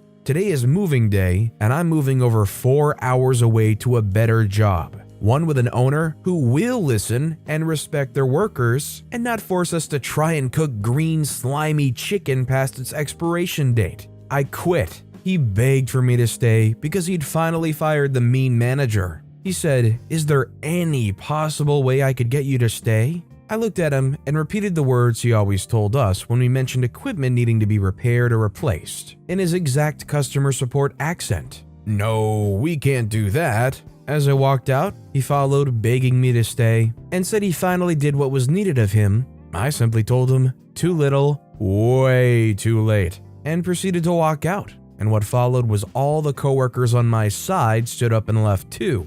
This is not where it ends. He had purposely not given me my W-2 forms for taxes, and after a few days of harassing him for my tax papers, I got them. Then I received a letter from the IRS saying there was a problem with my tax forms. Therefore, I couldn't receive my tax refund. Calling up the IRS, I found he had not submitted any of the forms he was supposed to as our employer. And when contacting him to rectify the situation, he proceeded to say, I don't recall employing any of you this year. After all, you all left with no reason or right." Little did he know, I record every conversation on my phone, and I reported him to the IRS. Attached to the email, I sent in the voice recording in an MP3 format. I also sent in photocopies of my check stubs and copies of my W-2s, along with informing my coworkers having issues with their taxes to do the same. Herb has since lost his business license, his wife left them and took their kids after finding out about his fraud. Herb's now facing upwards to 60 years in prison now for multiple counts of tax fraud. It turns out we were not the only business he owed, and refused to pay taxes or file the correct tax forms when needed. He had withheld the safety precaution pay during COVID and used all of it to fix the restaurant. He messed up, and I get to sit back happily typing this with a smile, knowing this jerkhead got what was coming to him. For all of you wondering whether I ever got my taxes and my money, yes, I finally did as of yesterday. Does hearing stories like this make you want to record every phone call conversation that you have with your employer? Or really like any business you're doing? Or is that just too much work or too much of a hassle? Or maybe even like an invasion of privacy? Let me know what you guys think in the comments down below. And our final story of the day is by Dignified Dingo, How a Friendship Was Broken. This story is 100% true, and I even left in the parts that I really didn't want to admit to. I was 18 years old in 2001 and just started getting into the party scene. I like the drugs, I like the dance music, I'm an introvert, and I was trying to become social. During this time, I met some friends. John became my best friend for a decade, and Brian. At the time, I had just totaled my car, so John would drive for me, and we did everything together. He liked the same sports as me, was very giving, and was down to do all the crazy stuff that I would impulsively want to do. As a thanks for him being such a good friend, I would pay for gas and drugs. At the time, I was dealing white powder and ecstasy, not major dealing, but I usually had it on me, and John would never pay for what I gave him. Brian was a rave child, already pretty burnt out from stuff, but he was a lot of fun, knew lots of people, introduced me to the rave scene. Now, I worked and was dealing on the side, so I had okay money. I would start paying for Brian to get into clubs and for substances sometimes. He was kind of a mooch though, so I started cutting him off. Then things started going missing. He stole my expensive sunglasses, he stole substances and money from me, he stole from other dealers, and there were people looking for him. I finally cut him out of my life when he stole some X from me and fed it to a girl so he could hook up with her. Now, this girl and I had already hung out 2 weeks, and we made out, but I'm slow to make moves. I'm an introvert and don't have many relationships, and Brian had a beautiful girlfriend who was part of our friend group and pulls this crap. A couple weeks later, I see his girlfriend at the bank, and I say, "Screw Brian, and just so you know, he cheated on you." She came over to my house to talk about it, and later that night, she and I hooked up. I guess it was a revenge screw for her to get back at Brian. I was hoping it would be more than that. Something like a month later, I get a call from Brian saying he heard I'm selling some stuff and says he wants to buy it. The whole phone call felt off, and I was pretty sure something was up. I told him to come stop by to get it. John was with me and had a 45 in his truck. I told him to go get it since this felt off. He grabbed it and stuffed it in his waistband, and we waited for Brian to show up. Brian shows up with 2 friends. We talk a little bit. He hands me some money for the stuff. I hand him the stuff. Then he brings up that he heard I slept with his girlfriend. I told him if he wants to talk about this or handle it, let's go over here and handle it. Just then, one friend tackles John to the ground, the other pins me. John's fighting the other guy while my arms are pinned behind me and Brian's punching and kicking me in the face. I have some earrings and he rips them out of my ears. He then steals the rest of the stuff I had on me, but leaves the money he just gave me for the stuff he paid for, freaking idiot, and all 3 of them take off running. I go to pull the 45 from John's waistband, but he blocks me from grabbing it and tells me it's not worth it. I found out the next day that the whole reason Brian did that was for a quick fix before he left town. That night, he was on his way across the country to live with his sister. I was livid. I thought about finding where he was living and driving there myself with my .38 Special. I was so angry it was affecting my sleep and all my waking moments. For months and months, this went on. 10 months later, I'm at a friend's house when there's a knock on the door. I turn around as the door opens and it's Brian. He says, "Is Michael here?" Then noticed me and says, "Never mind," slams the door and runs. I find out that he burned all his bridges at his sister's house and had to move back with his parents. A week later, I go to my friend's house and have him call Brian over. John talked me into leaving my gun in the car. He had a small bat to regulate with, but I told him this was between Brian and I and told him to stay back unless things go bad for me. Did some powder, gave John powder, and we were ready to go. The house had a 20-foot walkway to it with railings, and a car was parked at the end of it and had tinted windows. We waited in the car until Brian walked up to the door, then I charged out of the car and ran at him as fast as I can. "Oh crap," Brian said. "Oh crap is right," I said as I smashed him as hard as I could in the face. We fought for a minute while John stood at the end of the walkway with the bat in his hand. Brian had one good punch on me that ended up chipping a tooth from. The powder made me bite down too hard when he hit me. He then made a run for John and punches him in the face. John wasn't having that, so he pulled out the bat and started hitting him. Brian fights him for the bat, but John's stronger and rips it out of his hands and passes it to me. I start hitting him with the bat as he fought John. I'll give Brian credit though. I told him to lay down and this will go a lot easier, but he stayed fighting the whole time. I started wailing into his back and head and could see the bruises appear on his back as soon as I hit him. He finally went down when I cracked him in the head and fractured his skull. And then once he went down, John punted his head like a 50-yard field goal. Brian was done. As he's bleeding on the porch, Brian then asks me if we can be friends again since we're even. I was like, what the freak? No. He then asks what he has to do so we can leave. I told him to leave his clothes and walk home. "You want my clothes?" I say, "No, I want you to leave them here and go." He went down to his boxers and walked home on a cold October with snow on the ground. Well, I thought we were dealing with this like they do on the streets. He robs me and beats me, so I beat the freak out of him. But no, he goes home to his parents' house and then calls the cops on me. So the cops came and arrested John and I. So I took as much of the blame as I could, so John wouldn't go to jail for as long as I did, but he did end up doing some time. I hate jail and prisons, but that night, I was able to sleep knowing Brian was sleeping in the hospital. The story's 20 years old now. Since then, I've never had another friend that takes advantage of me. Brian was the one who taught me a valuable lesson. Don't invite people like that into your life. I dealt with a lot of anger issues back then, but I never beat another person like this again, and I've learned how to handle anger better. I honestly don't like fighting, but I was so good to this friend who just kept taking and then mugs me. I no longer deal stuff or use them, except for weed.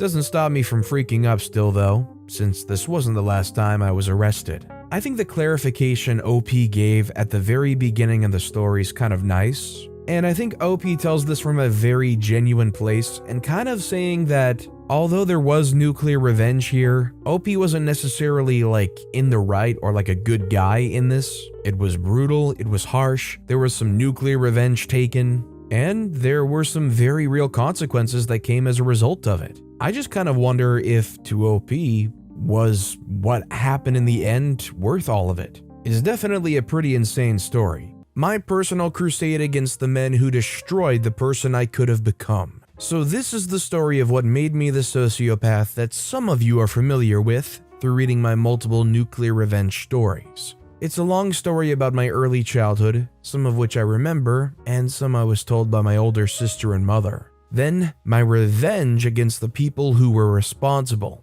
I've been debating whether or not to post this due to the criminal behavior, and it's also a hard story to read. But I've had some interesting experiences with the aftermath of posts that I've made here, so let's get to it. I had a horrible childhood with no father around, and my mother left me alone for most of my childhood. Around the time I was 6, my mother started dating a man we'll call Tom, short of stepfather. And Tom had a son that was 10 years older than me, we'll call him Jerry, short for stepbrother. At first, everything was fine until they were married and we moved into a house together. It started with my mom and Tom arguing almost every day. And after every argument when I was alone with Tom, he would tell me how much of a witch my mom was. And this progressed to hitting the crap out of me, then telling me that if I said anything, he would end me and my mother. So every black eye, every bruise, and once he broke my right elbow were all explained away with clumsiness and fights at school. He would say in passing, "Don't take any wooden nickels. This will become relevant later." This went on for years, until one day that I completely blocked out of my memory, and my older sister had told me this part. My mom had said she was going to leave Tom this particular morning. So when I got home from school that afternoon, this is the scene my sister came home to. I was sitting on the couch, motionless with a completely blank face, while Tom had a gun pressed to my forehead, and my mom, who was coming in right behind my sister, was frantically trying to talk him down from, well, ending my existence. We got away from him eventually, and that's what Tom had done to me, but to be completely honest, it wasn't the worst part about my childhood. I'm going to keep this part short. There's no reason to get into specifics with this part of my life. As I said, Tom had a son 10 years older than me. Jerry was a predator. And how do I know this? Well, there's no easy way to say this. So Jerry started doing things when I was 7 almost every time he'd stayed at our house. Obviously, he lived with his mother. He'd sneak into my room, and you get the idea. It of course dissolved all of what made me feel. Fun fact about Jerry was he was really active in his church and was on his way to becoming a pastor, but he became a teacher instead. So let's jump ahead about 10 years. At this point, I'm on every substance known. I've been in and out of halfway houses and being homeless and living in my car. It had been a long time since I'd even thought about Tom and Jerry, till I was at a park across the street from a governmental office that handles stuff like welfare and other things in that vein, when I see a big white truck with the name of Tom's company on the side. He owned a small general contracting company, so I took off after it on foot, and sure enough, it was him. Obviously picking up day laborers just like he used to do when I was a kid. Suddenly a dam broke in my brain. Everything I lived through, everything Tom and Jerry had done to me, came rushing into focus in my mind, and I felt rage, and my path became clear. I was going to destroy Tom and Jerry. My revenge? I'll be tweaking the timeline, some of the injuries, and some of the dialogue to keep anonymous, and who knows, maybe I've made it all up. Part 1, Tom. I'll start this with saying, isn't the internet great? I wrote down his phone number off the side of his truck. I immediately found out where he lived, and it just so happened to be the same crap hole house where all of my nightmares take place. I'll spare you the tedious details of stalking Tom and casing Tom's house. So, as a kid, I spent a lot of time in that house. I knew everything there was to know about it, and to my delight, Tom had done absolutely nothing to the home in the whole 10 years since I lived there. So while following him, he led me right to the home of my second target, and I can't tell you how many hours I put into my logbook of both Tom and Jerry's routine. The night I was waiting for had arrived. I broke into his house. Not the first time I did. I made sure to find his gun and to make sure he had no other weapons at his disposal. He had passed out drunk on the couch, the same freaking one he had when I lived there, so I walked through the home making sure there were no possible ways for us to be interrupted. The stage was set. I pulled up a chair, and this is some of what followed. For obvious reasons, I'm not going to post what was actually said, but you can rest assured that you'll have the meat of my fun little play. Side note, the house is in an area I'd call urban desert, and the area is really bad off. You can hear gunfire every night and sirens all night long. It's been like that since I was a kid, and it's gotten worse. In Tom's living room, me sitting on a dining room chair pulled up in front of his couch, I'm holding up Tom's gun fully loaded, pointed at his forehead. I slap Tom, he sits up rubbing the side of his face, looks up at me and jumps. He says, "What are..." I hit him with the butt of his gun. This is important, remember, I have his gun. I shove a balled up sock in his mouth and say, "You're only going to talk when I ask you to talk, and when you do, you're going to talk in a regular tone. If you yell, you might not see tomorrow. Do you understand?" Tom nods yes. I say, "Take the gag out." Tom does what he's told and says, "What?" I punch him in the ribs and say, "I didn't say you could talk, but I'm going to let you ask me 3 questions." "Okay, go ahead." Tom said, "What are you doing here?" I said, "This," hitting him in the same spot. Tom says, "If you want money, I don't have any." I hit him in the face and say, "That wasn't a question, and I know, Tom, you have no money. That's not why I'm here. Go ahead, ask me a question." Tom says, "What do you want?" I say, "For you to be in pain, of course, and you know that you deserve it. Now stand up." Tom starts crying and slowly getting to his feet. Side note, when I was a kid, he looked massive and always scared me even when he wasn't being abusive, but now I tower over him by 8 inches and outweigh him by at least 80 pounds. Me getting darker said, "Why are you crying like a little witch?" Then I slapped Tom again and said, "Do you think that I'm going to end you?" Tom nods yes. I say, "Well, I haven't decided whether or not to end your life yet." Then I started with the real hurting. I burst one of his eardrums, broke his nose, his arm, and elbow. This was a somewhat long process. It could have been 2 or 3 hours. I said, "Well, Tom, I'm going to be leaving now, and if you call the police in less than 6 hours, I'm going to end Jerry." Then I told him everything that I know about Jerry, from his address to his workplace, Jerry's fiance's name, and even Jerry's mom's name. I say, "Remember, don't take any wooden nickels." Then I hit him as hard as I could and knocked him out and slipped out the same way I came in. This is the end of part 1, and if you think this is bad, remember, physical wounds can heal. What I do to Jerry is a life-destroying without actually ending him.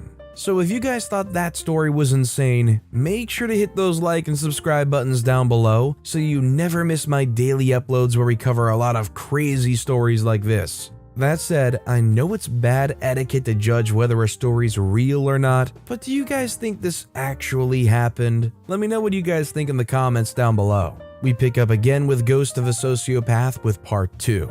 So, at this point, I've completed my revenge against Tom, Jerry's dad, and I've completely tracked everything Jerry does and everything Jerry's involved in. So what did I want to take from Jerry? I wrote a list, other than just life gone. 1. His job. As I said, he became a teacher at an elementary school, and in my opinion, that needed to end. 2. His relationships. At that point in my life, I hadn't had any resemblance of what a real relationship is in my life. 3. His reputation with his family and his church. 4. His physical ability. I needed to show him that I was now able to destroy him with very little effort. 5. His freedom. He's locked me in a cage that has no key. First, his job. I made an anonymous phone call to the school he worked at, posing as an older brother of a student in his class, and said a few things that I had researched. Now, of course, a random phone call isn't going to get him fired, so I let this one go for the time being. Second, his relationships. This was in the form of a letter left on Jerry's fiance's car with the truth and an idea for her to not just take my word for it, but go on his PC at home. Now, if you know absolutely anything about predators, you know that they always keep incriminating evidence in their stuff.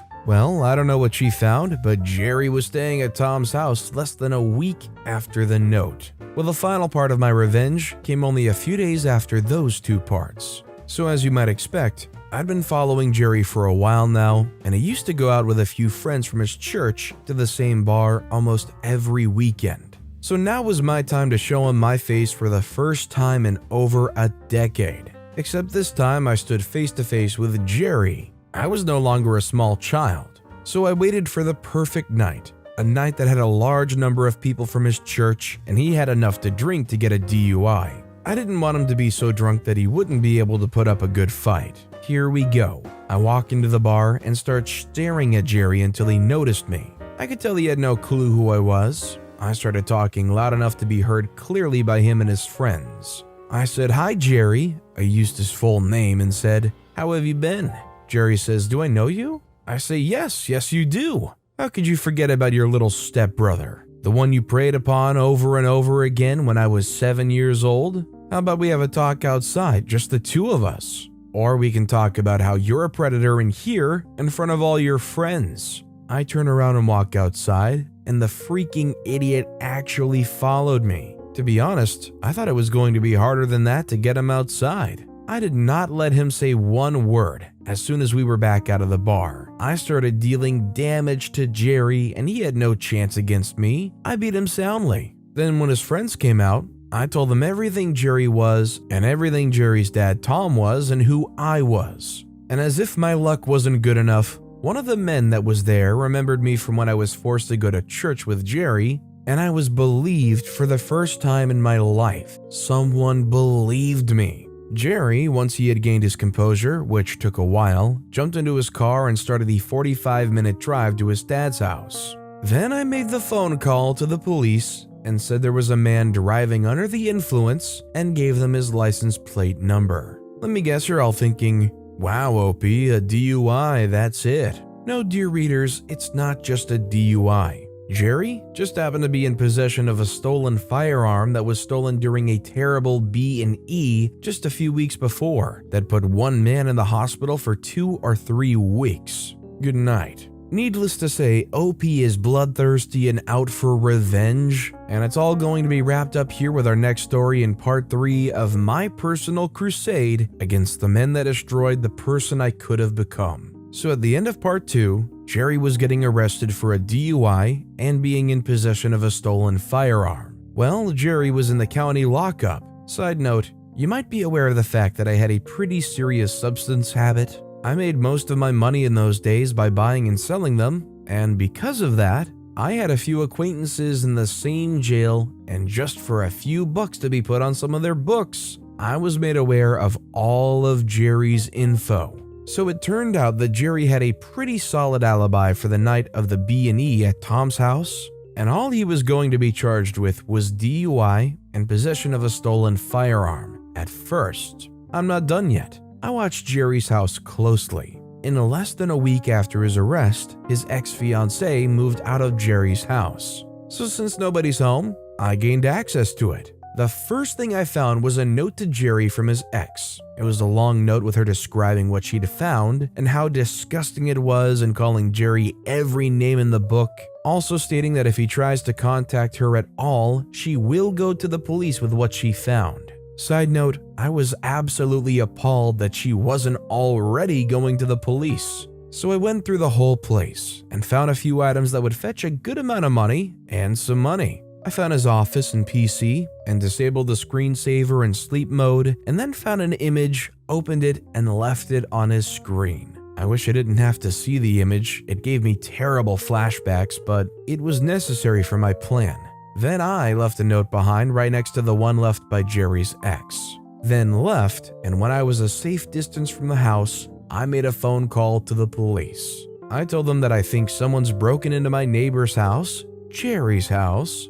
This is what was on the note that I left behind. Of course, for anonymity's sake, it's not exactly what I wrote. "Dear police, I'm the person who called in the tip. I did this because of the horrifying things I found on the PC in the office. I left it open on the desktop so you don't even have to touch it. From the thief." About a week later, I received word that Jerry was moved into protective custody. After he gets out of the hospital, he got shanked by his cellmate, who I assume was trying to make his bones, and I hope that he did, because Jerry had been talking openly about his new charges that were a DUI, possession of a stolen firearm, possession of inappropriate child stuff, and worse. This is pure conjecture, but I assume that he had a video of himself on his PC. It took about 18 months for the trial to be done, and he was convicted of all charges and received 15 years. So that's the whole story.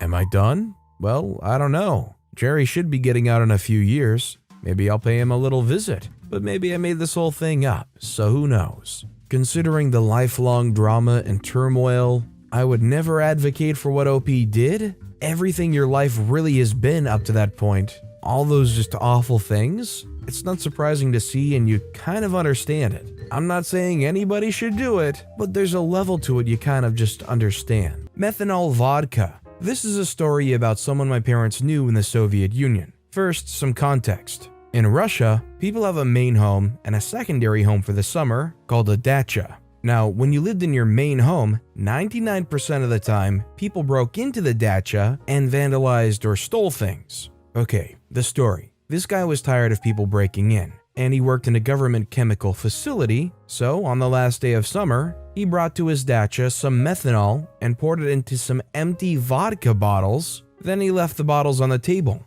When he came back next summer, he returned to 3 corpses. Here's the revenge part. Generally, this is first or second degree murder, but since they broke in and drank it, he's not liable. It's the same thing to breaking into someone's home and stabbing yourself with a kitchen knife. So, he walked away free. In your personal opinion, do you think anybody that does such a thing, knowingly putting methanol into vodka bottles and leaving it in your home, with the expectation that it probably will get broken into, do you think that person has any liability when the people who do break in drank it and died? Or is this whole thing entirely upon those people for choosing to break in and drink it? Let me know what you think in the comments down below. Our next story is by Murray BG. Racist teacher gets his car burned and career lost. This happened to my dad in the 80s in communist Bulgaria when the government had issues with the Turkish and changed their names. Didn't let them in the ruling party, didn't let them guard the borders, and didn't let them talk Turkish.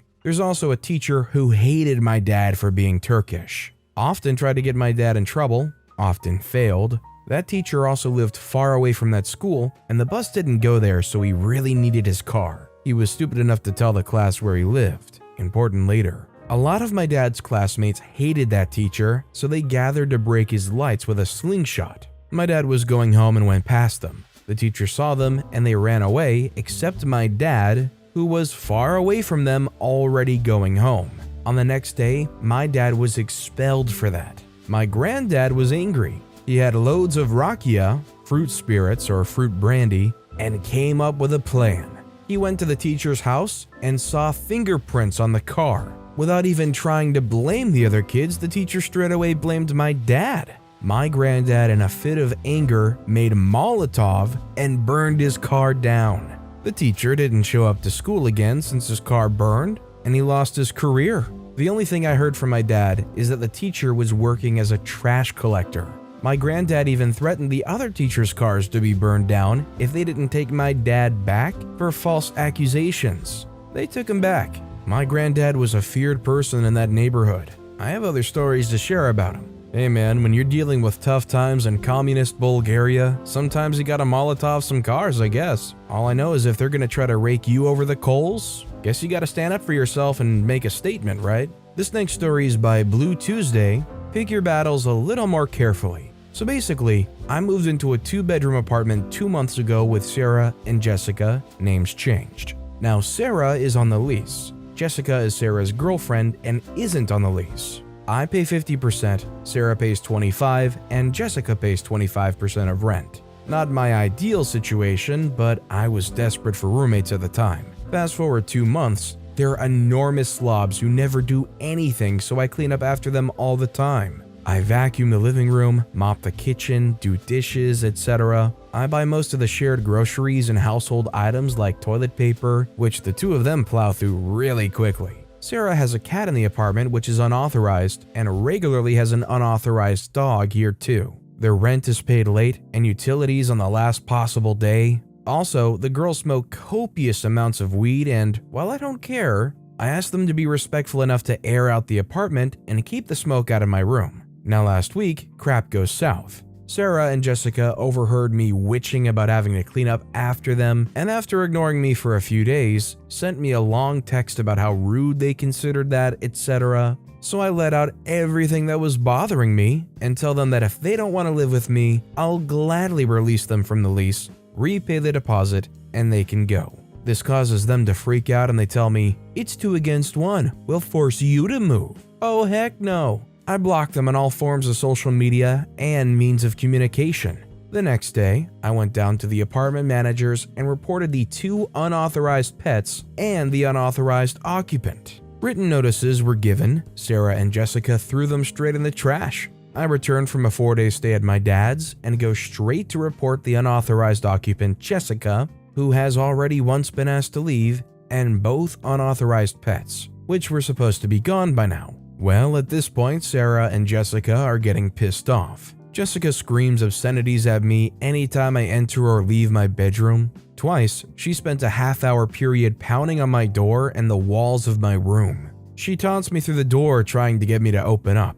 All of this is being quietly recorded on my phone while I still haven't said a word. So yesterday, I went back down to the office to finish securing my new apartment and to report more violations. When I came home, the chain lock was locked, so I had no way to get in. This is what I'd been waiting for. Jessica taunts me again on video and then slaps my hat off my head, hitting me square in the forehead with the back of her hand. Bingo. The revenge: I call the cops, rat Sarah and Jessica out for being druggies, get all their paraphernalia confiscated, and get a police report for battery. Come Monday, I'll be on my way to the prosecutor's office to press charges. The apartment managers will also be getting a copy of this report. Also, tomorrow is the last day to pay rent before it's late. Sarah and Jessica disappeared early this morning. If they don't pay rent, I'm gonna get them on abandonment clause, finally get them evicted, and have the locks changed. All before I move out tomorrow. It's 2 against 1. Think again. I love that they think that this is some numbers game, and because there's 2 of them, they automatically win, while still going against almost every guideline of living in that apartment. In fact, the fact that there's 2 of you is only helping OP's case, because there's not supposed to be 2 of you. And our final story of the day is by Ro.ie. I ruined the firm I used to work for after they committed fraud and fired me because of it. This happened to me back in 2012 when I had my first real grown-up job in university. I was a clerical assistant for a firm in my city. The firm was a small one of 9 employees that also had clerks who would intern from time to time. I worked there part-time during my junior and senior year, then full-time after I graduated. I made it about 4 months after before I was told to resign. This was my first ever business formal job, as we had lots of clients face-to-face. The clients were big: fire department, police department, etc. I was brought on by work study from my uni, and at first really enjoyed working for the firm.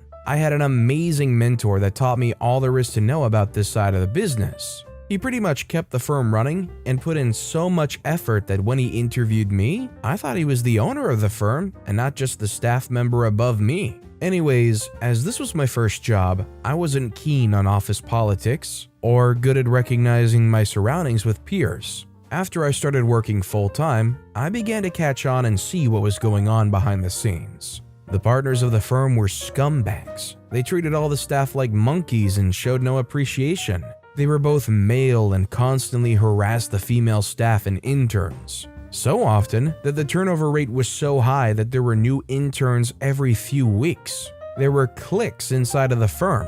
The attorneys banded together with the office manager and HR manager. The interns stuck together, and I was with my mentor. For the most part, we were able to stick together and get our work done and turn out a good work product. But it was hard to watch the harassment of the interns, the social gossip circles of the cliques, and blatant disregard for the staff. Soon after, an intern complained to HR that one of the partners slapped her butt and called her vulgar names. The HR manager, attorneys, and office manager gaslighted this poor intern so bad that she was an emotional wreck when she just walked out and quit. That was the point my mentor and I had enough. After seeing this, we started to take pictures, notes, and gather statements of everything we could see that was going on inside the firm that was illegal.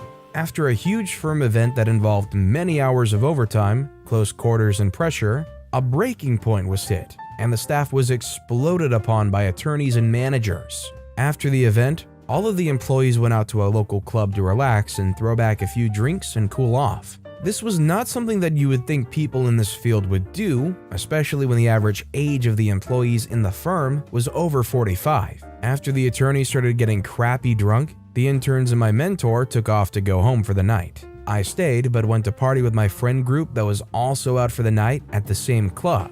I bounced back a few times between groups and dancing, but near the end of the night, I came back to check on my coworkers, and what I saw was shocking.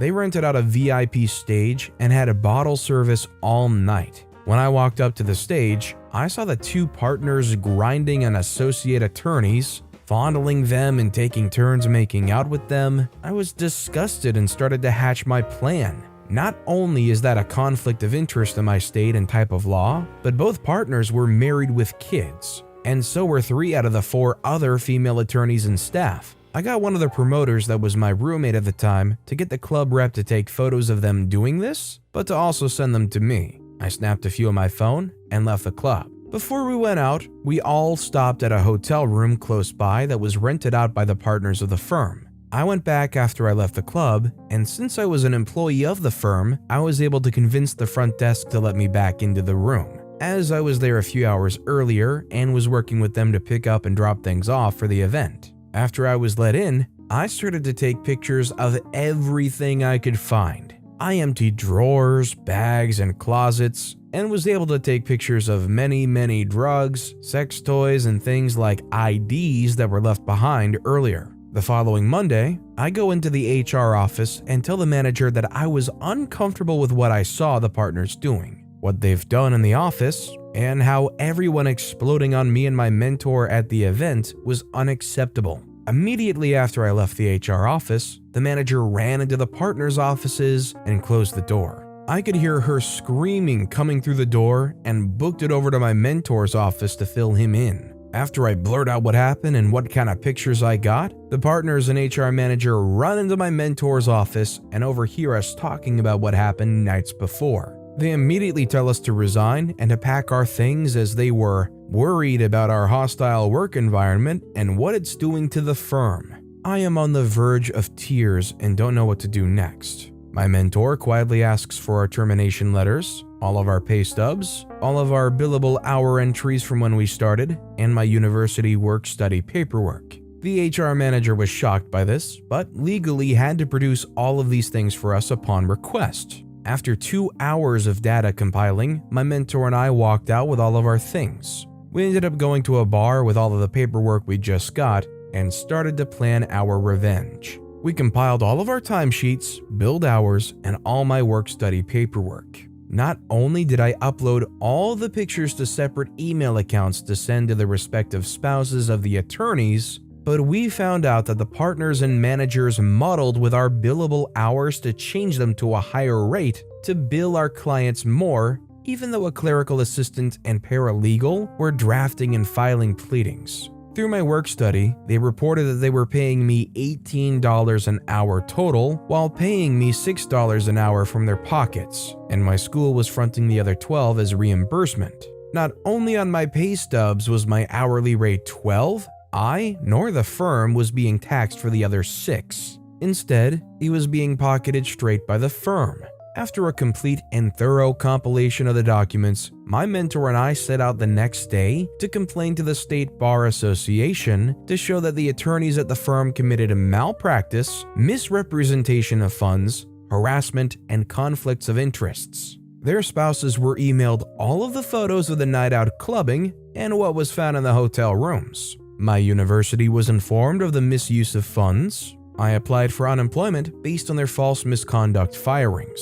After 2 weeks of job searching, my mentor and I got picked up at another firm as a package deal. We became close after, and we constantly see each other every other week on a personal basis. Months into working the new job, we decide to snoop on the old firm that we set out to destroy. Not only did 4 of the attorneys lose their legal license, they were sued by the Bar Association and L&I for fraud. Their spouses were all involved with divorce proceedings, and the managers' reputations were ruined by what was brought to light and what they covered up.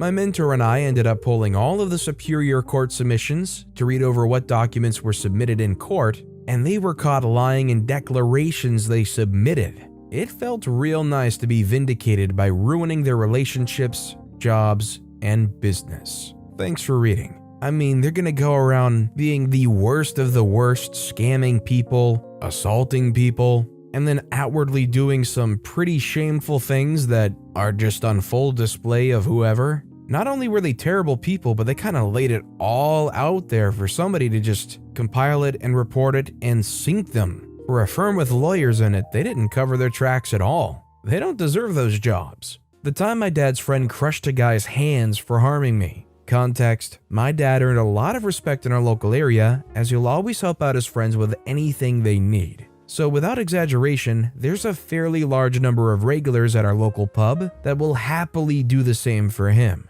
And I mean it as they would most likely happily go to prison to look after my parent, my sister, and me. Anyways, I do a lot of walking, both when home and at uni, and I was walking through our local park at home, and I noticed someone following me. Basically, I'm more or less bricking it as I'm not willing to get my phone out in case he takes it, and I'm in the least populated area of the park where there's only 2 people. I decide to speed up so that hopefully more people will act as a deterrent. The guy starts talking BS to me, saying he needs help as his brother got stabbed.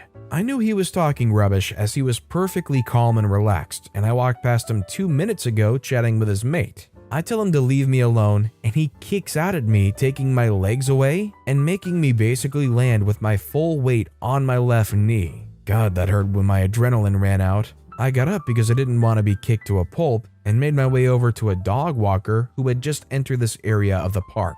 He allowed me to get to the cafe where I called my sister. She and my mom come pick me up from there and took me home. I put an ice pack on my ankle because him booting it as hard as he could made it bend wrong. Could still use it, so I knew it was fine. Anyways, my mom called my dad, who was at the pub with his mates, the ones who were willing to do anything to keep my sister and I safe. My mom relayed a very basic description from me to him, and not long later, he was home due to worry. My ankle kept seizing up by sitting on the sofa, so I got up and helped my mom with dinner. At this point, it seizing up was more painful than standing. While helping, I went to get something from the fridge. Our fridge is in the lounge right next to the kitchen, but not actually in the kitchen. And my dad pulled me aside and said that his friend had caught up to the guy that did it and got revenge for me. They asked if he had gotten into an altercation with someone in the park. He said yes, and they threw him to the ground, stomped on his hands and phone, and threw his earphones down the drain. The fallout: every time I walk through that park, especially that bit of it which I've only gone through twice in nearly 3 months, I get irrationally nervous and pay extreme amounts of attention to everyone I see. Never saw him again though. I've also been left with a knee that hurts every now and then, as well as if I accidentally bend it in certain ways that are usually fine. Again, I'm not worried about it as, while at uni, I walk nearly 10 miles a day and only occasionally need to stop to let it rest. Moral of the story: don't freak with people if you don't think you can deal with a group of alcohol-fueled Londoners who are protective of your victim and his family. I mean, how about just don't be a creep in general? Considering this guy got tracked down, held down, and their hands stomped on, do you feel bad for them at all, or do you feel like this is exactly what they deserved? Let me know what you guys think in the comments down below. Our next story is by Tachanka is the 420 God. I got him thrown in jail and ruined his relationship of 5 years. The past 2.5 months, I've been in a rehab center. It was supposed to be a 3-month stay, but another resident, let's call him Butt, decided to fake me out and get me booted from the program. While I was showering, he decided to put a vape in my shorts and get the staff to check my room. I got kicked out, and I thought he was going to get to stay, but that's where the revenge comes in. I knew he had more than just one vape. This dude is a fiend. He wouldn't sacrifice his only device to get me out of there. I decided to get even. Before I left, I pulled a stunt. I went to the staff and told them about him contacting his girlfriend, whom he had a no contact order with. After doing so, I went to the director and told him where the Butt stash was. I ain't no snitch, but if you freak with me, I'm freaking you too. The director searched his stash and found a ridiculous amount of contraband. Though I was still kicked out of the program, I got the satisfaction of seeing him cry as he was led out of the building in cuffs with 2 more charges on his head, knowing he won't see the outside world for 2 years or more. I mean, in a situation like that, if you're going to go and sink somebody who isn't even guilty for the thing you got them caught with, I feel like it comes with the territory to expect some kind of target on your back, right? And our final story of the day is by an anonymous poster. Scumbag of a brother did everything to ruin my life, such as saying it was my fault my parents died, suing me non-stop, etc. It did not work out well for him.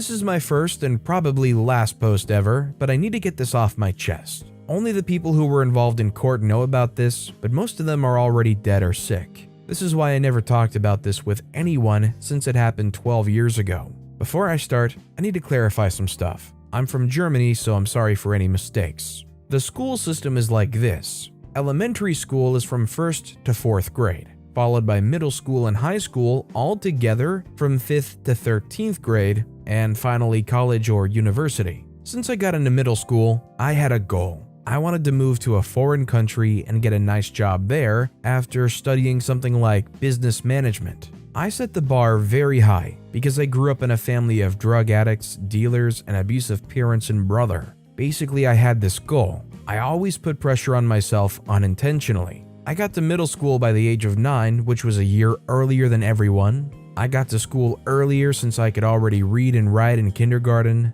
By the age of 12, I'd learned 3 new languages. English to an extent where I could easily talk to Americans and Brits, Japanese like a local elementary student, and Spanish so I could also kind of talk to Spanish people. Fast forward to 13th grade, my life was heck throughout school, since I got beatings at home for not being able to sell and cook drugs, and barely had any friends because of my clothes that always had holes in them. Even though I was close to ending things, I never gave up on my goal and had only A's since 5th grade. I barely ever got B's. I had finished high school with a GPA of 4.0.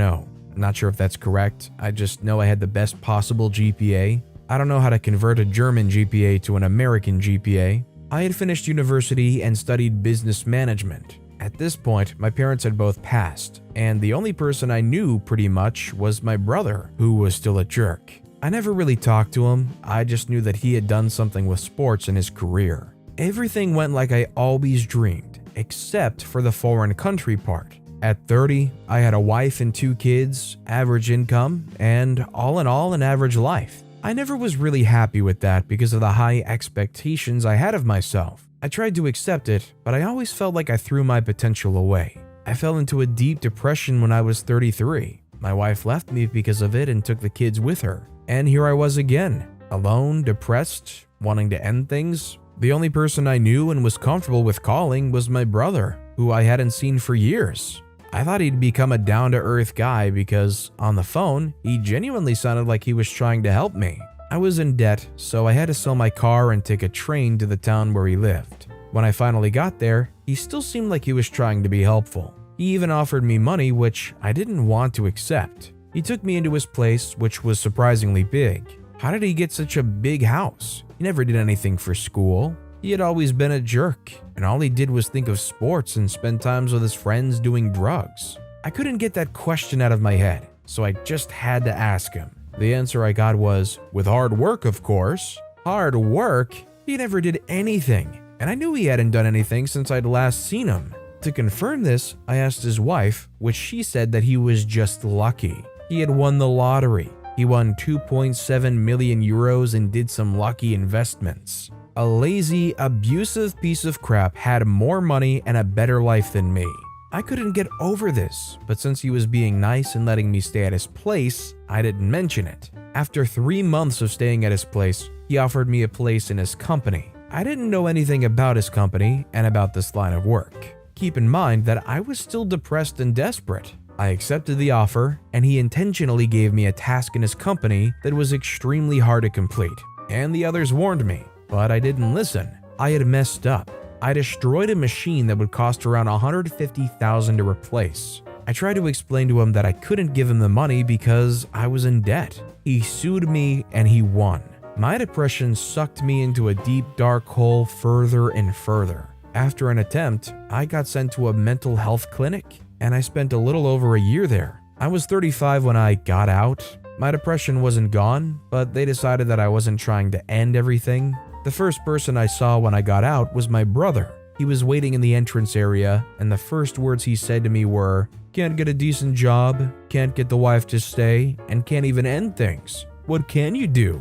I was furious. I couldn't hold back, and I punched him in the face as hard as I could and broke his jaw. And when he fell on the ground, he lost a tooth. Can you guess what happened again? Right. I got sued again, and he won again. I couldn't pay for the medical bills, so I got a loan. Everything seemed okay until I turned 38. I had paid off the loan but was still in debt. I was relatively happy with life at this point, until the day everything was ruined again. My brother decided to pay me a visit. He greeted me with the words, "You thought I would let you off with the medical bills? You probably knew, but everything I did for you was just a plan to make you end things. You were the reason Mom and Dad passed." Roughly, of course, I can't remember his words exactly. Excuse me? I was the reason? They were drug addicts and I didn't want to have anything to do with them. I said something like, "This will not end well if you don't leave me alone. You already ruined everything for me. Isn't that enough?"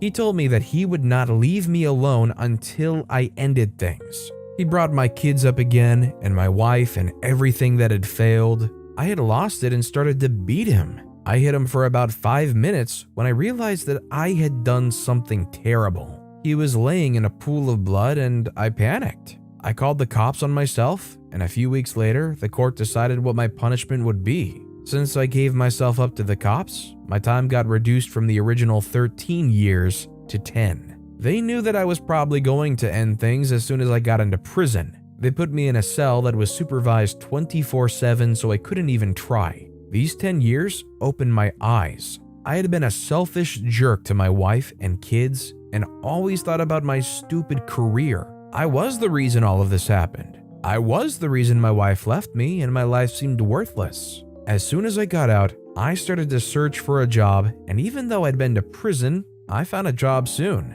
It has now been 2 years since I got out, and I'm the happiest I've ever been.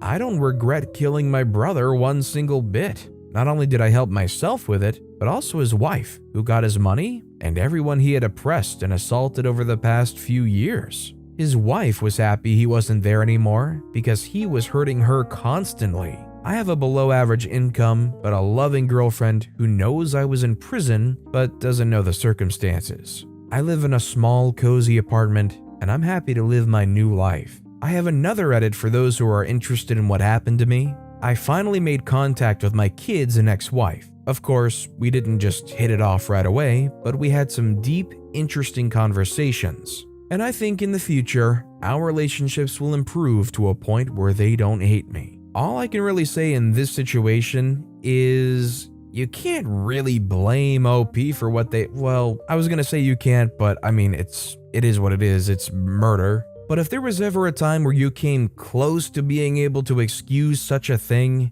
it would be what OP's brother did to them, which was trying to destroy their entire life and trying to push them to the brink. I think a really interesting thing here though is OP said that they have a girlfriend who knows they were in prison but doesn't know the circumstances of why OP was in prison. Do you guys think that in a relationship like this that OP should be pretty transparent as to why they were in prison? Or do you think that considering it was really a thing of the past and not reflective of who OP truly is as a person, that it's okay to kind of skimp out on the details of why exactly they were locked up? I'd be really interested to hear what you guys think in the comments down below. Insult me in front of my staff, say goodbye to your family's political career. Background: I live in an economically developing nation, used to be heavily dependent on agriculture produce for economic activity. My grandfather was a farmer and he wanted his children to get educated and get a government job. So my dad got his master's from the only university we had in our region, since most people study from the same university and get government jobs.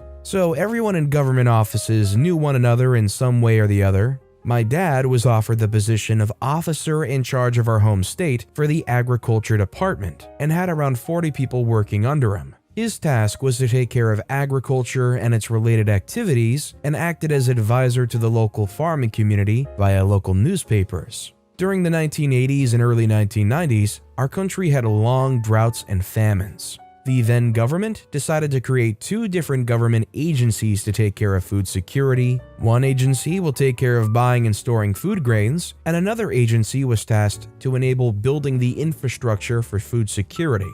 Dad was attached to the agency which was tasked with infrastructure. His agency's job was to give grants for anyone building infrastructure for food security. His duty was giving the task of providing grants to anyone who was building warehouses for storing food. His job was to review the entire warehouse from planning to construction that can store food and provide a third of the project cost as a grant or subsidy to the people who built it. This was the time when my country was doing all the stuff on paper, no computers, only typewriters, in government offices, and no cell phone. Your options were limited to a fixed telephone line and fax and copying machines, which were mind-blowing technology for my dad, and were new to government offices. My dad used to do tons of paperwork in the office, reading through stuff, adding remarks, writing stuff. Add to that, you had postal service that took somewhere between 7 to 10 days to have your mail delivered to the nearest town or city. Yeah, those were the times my dad lived. The story: in the late 1990s, my dad was doing his work at his office. When a commotion at the office entrance gets my dad's attention, he sees from the office window where 10 expensive cars are parked and a group of thugs are holding the caller's security personnel while threatening them with long sticks and knives. My country didn't have armed security for government buildings back then. Security folks usually had small sticks. Several unauthorized people were entering the building. You see, people were not allowed inside any government office unless they state the purpose to the officer in charge and the officer permits the security to allow them. Suddenly, Bill, a politician's brother-in-law, and his men walk into my dad's office, pushing my dad's staff away. Bill introduces himself and mentions that he's the brother-in-law of Jack, the senator from our region, and calls himself one of the most powerful people in the region. He sits in my dad's chair and drinks coffee and eats the cookies that were ordered for my dad, which was kept on his desk. Bill informs his men to go easy on my dad's staff as they start to drink coffee and eat cookies that were meant for the employees. Bill tells my dad that he was there to discuss availing the grant the government provides for a project that he was planning. My dad at times is submissive to people in the position of power, as he's seen the consequences firsthand, as some of his friends lost jobs or lives standing against powerful people. So Dad asks for the details of the project Bill was planning and asks him to send over the project proposal and an official request for the grant to him for reviewing, and informed Bill that the grant can't be processed until the project is completed. Bill gets angry and says that any proposal for the project is enough to qualify for a grant and should be paid up front for the project construction. My dad tells him how grants work and the project should be completed in order to qualify for the grant. Bill is pissed by this point and yells at my dad and his office staff how government officials were educated morons running the country into a grave. Bill takes all the necessary forms and applications from my dad and leaves the office furiously. Since no incidents happen, my dad didn't bother much about the incident. A few weeks go by and my dad receives a huge set of documents via the postal service, and you might have guessed it, those documents were related to Bill's project. Going through those documents, my dad identifies that they came from Dave, a consultant who was doing work on behalf of Bill, and the documents further reveal that the warehouse proposed in the region was big enough to hold food grains to feed a population equivalent for 2 states for an entire year. The proposed project would cost them $1.5 billion, and once completed, it would cost the government $300 million in the grant. That was a huge amount for Dad to handle. Till that time, the largest project he ever reviewed for providing government grants was $50 grand. That's total project cost, not the grant. Building such infrastructure would mean that any other warehouse existing or to be built in the region would be rendered useless. He quickly called his boss, asking him what he was supposed to do. His boss quickly looks at the rules and tells my dad that since there's no upper limit on the size of the warehouse or project cost, the only thing they could do was to review and process the application, and if everything checks out, they might end up with $300 million in grant money. Since his boss okayed the processing of the application, my dad further reviewed the project proposal to identify that the warehouse was specifically designed for industrial use and not for storing food grains. Dad was confused, so he gives a call to Dave. Dave informs my dad that he was hired to plan a warehouse for industrial, and there might have been some confusion over the details, and Dave promises that he would fix it and to not reject the application based on those terms. Unsure of details, he decides to process the application and send a note to Dave that the government would be reviewing the application, and once the project is completed, he should be informed about project completion, and my dad would visit the premises and give final approval after reviewing. and it would take another 3 to 6 months time to get grant money as a check from the government after the review process is done. 2 years go by. Dave comes to my dad's office in an expensive luxury SUV and dares the security personnel to stop him if they want to keep their job. Dave then rushes to my dad's cabin and asks my dad if he was available on that day to visit the premises and give final approval for the project. He was unsure who Dave was and asks for clarification and why he would need to do approval today. Dad also informs Dave that there's a lot of documentation work that he needs to prepare before visiting the warehouse to give final approval. That would take at least 2 days for my dad. Dave tries to reason with my dad that he came from a far-off city and couldn't stay long to get this completed. My dad again tells Dave that 2 days is the minimum it would take him to get documentation ready. Dave, now angry, informs my dad that he represents Bill and Jack and the warehouse needs to be inspected today or he'll lose his job. Dad was not buying it and told him again, 2 days or forget it. Dave leaves the office, warning my dad that he'll face consequences. Dad calls his boss, informing him what had happened, and the boss tells my dad to take priority and inspect the warehouse at the earliest. 2 days later, my dad visits the warehouse, and to his surprise, he sees Dave on location. The first thing my dad noticed about the warehouse was it was not built for food grains or any agricultural produce for that matter. It was built for industrial purposes. Dave gives my dad a tour of the entire warehouse, explaining to him how state-of-the-art it was for the time. My dad takes note of every detail of the warehouse and informs Dave that the grant can't be approved due to the fact that the warehouse was not constructed with storing agricultural produce in mind, and no one with a sound mind would overlook that fact to approve the grant. Dave starts yelling and claiming my father was looking for a bribe by withholding their grant, and that my dad would only approve the grant once he gets paid off, that Bill and Jack are being targeted for making money off them. None of that was true about my dad. He was an honest man his entire life. My dad leaves the warehouse, unsure of what he could do to get out of this situation. The next thing my dad was super confused about was why Bill had built an industrial warehouse in the middle of nowhere, and the only major activity in the region was farming. So he decides to call up Rob and asks him a few questions about how Rob's government agency, construction and building permits, has provided. Rob takes a couple of days to identify some horrific realities. First, the plans of the warehouse showcase and request permit to be an industrial complex for storing manufacturing goods. Bill bribed his way through Rob's agency and got environmental clearance and other permits without conforming to standards. He was also able to identify a report for building completion that forwarded the agency's requests for consideration for storing food grains. Last but not least, he was able to find a construction tax bill submitted to the agency stating that the construction cost of the warehouse is around $300 million, along with plans of creating an industrial zone for the region that was proposed to the Senate by Jack. This was news to my dad and Rob. They were shocked to know how Bill and Dave were able to inflate the cost of the warehouse, and they had plans to make the region a new industrial zone. My dad calls his boss and informs him that Bill's project seems fishy and he would reject the grant and forward him the documents once done. His boss tries to reason with him it could be a career-ending move for the both of them. Jack was trying to put pressure from the leader of the agency to have the grant approved. Rob decides to dig around to see if he can get any more information and found the contract paper that was sent to the Food Procurement and Storing Agency, which raised several red flags. First, the contract stated an inflated rent for storing food grains, then rent will be reviewed on a yearly basis based on market rate, and then the contract will make the agency pay for the next 15 years, irrespective of whether the agency stores food or not. Rob calls my dad with this information. Now my dad is furious to know how Bill and Jack are planning to rob the government and decides to reject the grant for their project.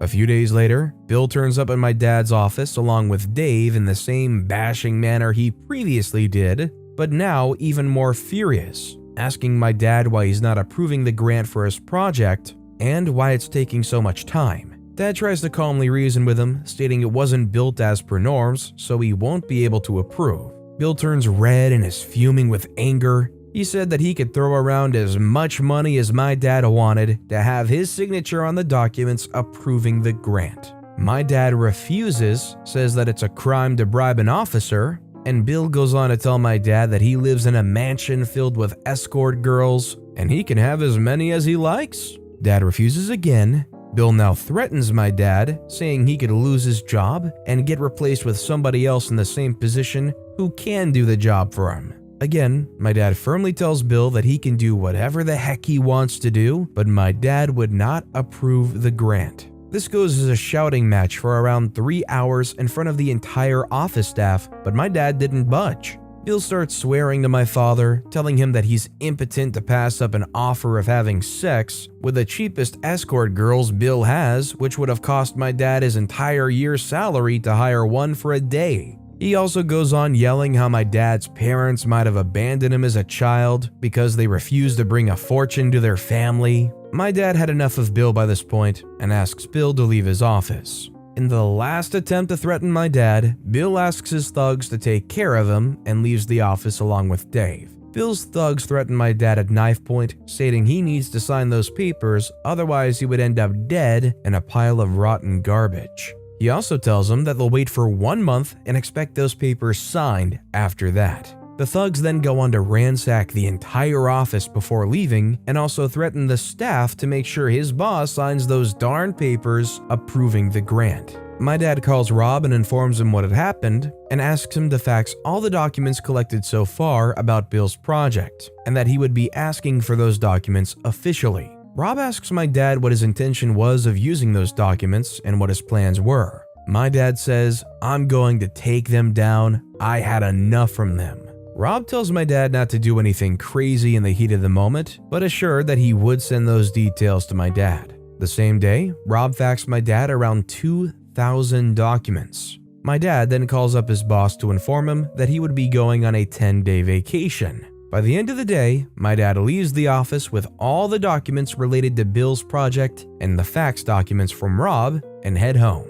For the next 10 days, my dad sits at home going through every document, the evidence he gathered with the help of Rob, and drafts his grant rejection letter with a lot of details, as he didn't want to leave a chance that anyone who can replace him or higher up above him can reject his comments and approve the grant. After the vacation, he goes back to the office and the staff were surprised to see him. His staff were thinking that Bill's men abducted him, since he didn't inform anyone about his vacation plans. The same day, my dad asks his assistant to mail the documents to his boss as a confidential report. His assistant takes the documents and heads to the nearest postal office. At the same moment, Bill's men come to my dad's office to check with him if he had signed the documents or not, and he would be in serious trouble if it's not done. My dad lies to them that he has approved the grant and his assistant has just gone to mail those documents to his boss for processing and would take up to 3 months for the grant to arrive.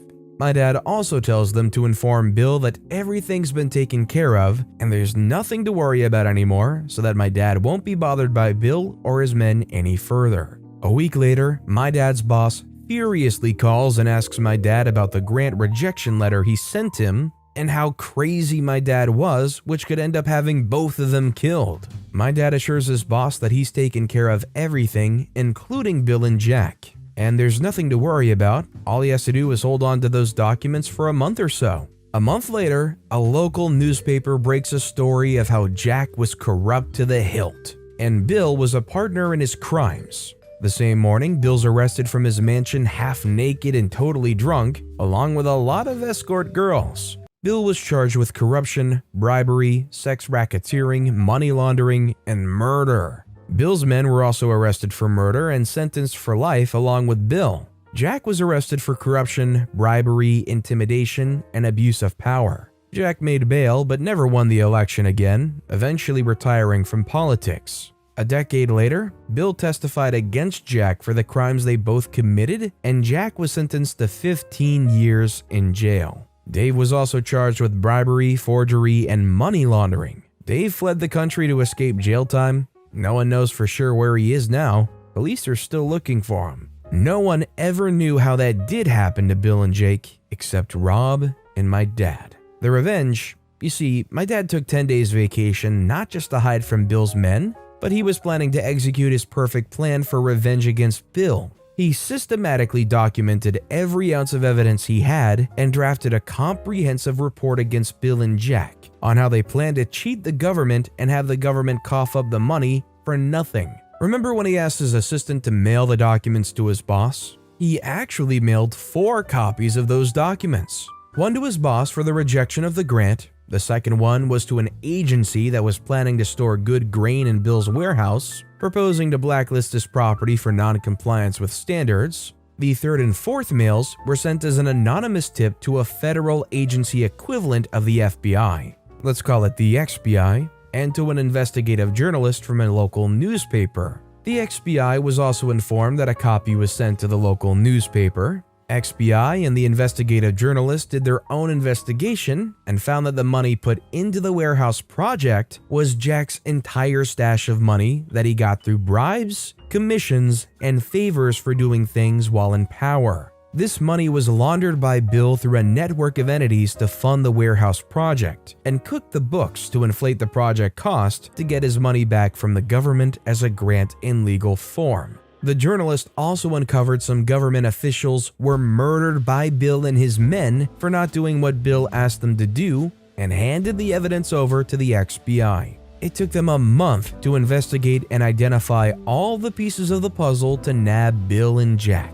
Neither XBI nor the journalist were able to find out who sent those documents to them. My dad's boss took an early retirement, and Dad became the director of the agency. He worked for a few years more and eventually retired 15 years after this incident. Rob retired a year later and narrated this entire story to our family at his retirement party. I still see the abandoned warehouse whenever I travel to my hometown from the city where I work. In a country like this where things are just a lot more loose than you'd expect, and you're faced with that pressure of your life being threatened to approve this grant, would you still be able to do the right thing in that situation and reject that grant? Let me know what you guys think in the comments down below. Steal my money, take my house, put me into debt. Now it's time for me to ruin your life.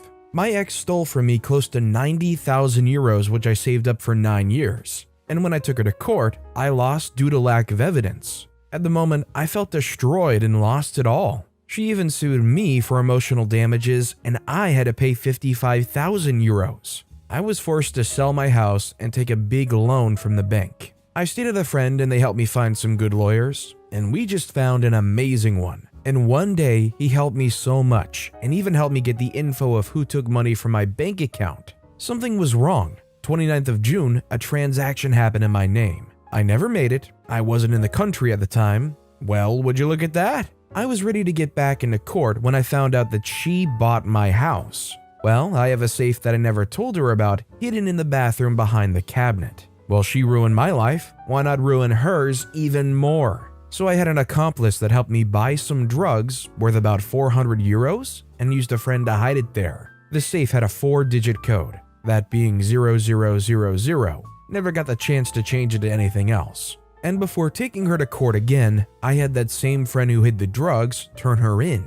It took about a week for the cops to receive a mandate to search the house. They found nothing in the first 2 hours, and they wouldn't if my friend forgot to leave the safe cover open. That 400 euro worth of drugs are equal to a 5,000 euro fine and 12 years of prison. Well, I'm not done yet. Court time again. I had my lawyer get the footage from when the money from the bank was transferred. And I also had a document showing that I was not in the country at the time. We also found out the account to which the money was sent to. The name was that of my ex. Well, look how the tables have just turned. My lawyer also demanded payment for emotional damage, all the money that was stolen, the house, and also money equivalent to 2 times the debt I had in the bank, which is equal to about 140,000 euros. The look on her face when everything came down crashing on her was totally worth it. And on top of the 12 years from drug possession, she received an additional 25 years for theft and false testimony. Enjoy it, witch. All I know is if somebody completely ruined my life like that, basically took hundreds of thousands of dollars worth of money and assets away from me, and then when I'm struggling slipped right back into my house, I'd be wanting to go absolutely nuclear like this too. And needless to say, it was nuclear. Our next story is by Matt Bradley 1985. Don't want to pay me what I'm worth? Let's see how that works out for you. So years ago, I was working for a laboratory that did a lot of testing for the military. It was a terrible job for a number of reasons. Despite having enormous responsibility, they never gave me credit for anything. In meetings with a department head, they frequently blamed me for problems that they had caused, but I solved and they couldn't. They also hired consultants to come in and tell me I was wrong, only to have the consultants say I was right. And the consultants would get paid 1/4 of my yearly salary for 1 day's worth of work. I only stayed as long as I did because it was my first real job, and I honestly didn't know better. But before I left, by their own standards, I was severely underpaid. HR agreed. They claimed there was nothing that could be done. Meanwhile, other people were given off-schedule raises. Well, I wasn't the only one that was underpaid. There were a number of others as well, but none of them were critical to the operation of the laboratory. Eventually, the department head went to the director with a list of all the underpaid people. I found out that my name was on the top of the list as the most underpaid person, not surprising. Using this list, the department head got permission from the director for one-time raises. An announcement was made. Well, guess who didn't get a raise? This despite the fact that I'd made massive improvements in some of their processes that easily saved them millions per year, and their budget was just over $10 million. I was livid. I had enough and decided to leave. They hired 2 people to replace me at more than double my salary. One of them had just graduated 2 weeks before. From what I understand, they had a lot of difficulty. That would have been enough for most people, and maybe even for me for most of my life. But it wasn't enough for me then. I wanted revenge for what they had done to me. So, I arranged a meeting with one of the project managers from the departments of the military that we had done our tests for. I casually mentioned to him that I had left my old job. He was shocked. Remember how I said they never gave me credit for anything? Well, the military project managers considered me an invaluable expert and could not understand why the lab had driven me away. They immediately pulled several $1 million worth of work from the lab and gave it to the competition. Several labs were involved because they had no confidence that the lab could do the work anymore. When I ran into one of the lab managers, the only half-decent guy there, I casually mentioned my meeting with the project manager, and I could tell he figured out how the military knew I had left. It took them years to recover, and honestly, I don't know if they ever really did. Last time I checked their webpage, it hadn't been updated in at least 12 years. I would have been happy with a $20,000 raise, ecstatic even. But they weren't willing to spend $20,000 and lost $2 million to start and more in the long run. I started my own business and now make at least 5 times what I would if I had stayed there until now, and more than 10 times what I was making when I left. If you knew you were an invaluable asset to a company, but they were still treating you bad, underpaying you, not giving you any slack, would that make you more inclined to just leave them hanging and cut things right then and there? Give them that ultimatum of either pay you a lot right now or somehow try to make it work without me? Let me know in the comments down below. This next story is by Asher Mort. I didn't go nuclear, I went supernova. Just a little background to start off. I was an exterminator for better than a decade and was only a few credits shy of a degree in entomology. Needless to say, I know my stuff when it comes to anything one might consider creepy and/or crawly. With all this being said, I was a specialist for the absolute worst kinds of infestations. I treated for bed bugs, small cousins to ticks that only drink human blood. I bet you think you know where this is going, and just to cut you off, no, I never intentionally infested anyone. In fact, the revenge in the story isn't even for me. It was for what turned out to be one of the sweetest women I have ever met. For the purpose of the story, we're going to call her Mary. She was a nurse in World War II. I was called out to Mary's home by the management of the subsidized apartments. She had complained about a small bug issue. What I found when I got there was not a small bug issue and still haunts me a little to this day. When Mary answered the door, she was covered in bed bugs. Her hair, her clothes, even crawling on her hands. Without going into too much grisly detail about insect biology, this isn't normal. Bedbugs don't like touching human skin, and they don't hunt when people are up and moving. That's why the bed is the most prevalent place to find them, and thus the name. I immediately called an ambulance, waited on them to arrive, and warned them about the very real possibility that anywhere they took would be in severe danger of being infested if they didn't do something to decontaminate her. The poor woman was suffering from anemia, and it was luck of biology that she hadn't gone into toxic shock from the number of bites she had received. When she was rushed off, after having to be hosed off, literally sprayed with a hose, and having her clothes taken from her in semi-private, revenge mode started. Bedbug treatments are expensive, very expensive, and I'd made a lot of contacts with the local Department of Social Services and the Adult Protective Services because of the amount of charity work I'd done. Every single one of them got a phone call. Subsidized apartments have rules, including that they have to make routine checks. For an infestation to get to that level, it had gone unchecked for years. She had been being eaten alive for years. I called the local news, warned every neighbor, collected statements about exactly how often the maintenance staff and management had entered the apartments. Once the Department of Social Services and Adult Protective Services were done, I urged every single person who was put in jeopardy of infestation to file civil suits, and recommended a lawyer I'd done some work for in the past. He was more than happy to take the cases as a class action suit. By the end, I had the manager of the apartments arrested for elderly abuse and neglect, and the entire staff from the top down fired. They had been falsifying paperwork saying that they'd been inside the apartments, performing routine maintenance, and generally scamming the government for services they didn't actually provide. I visited Mary for a while after that, checking in since it didn't seem anyone else had in a long time. She was a wonderful person, and she never deserved to have lived like that. Her health recovered for a while, but time eventually came for her. I'll never forget her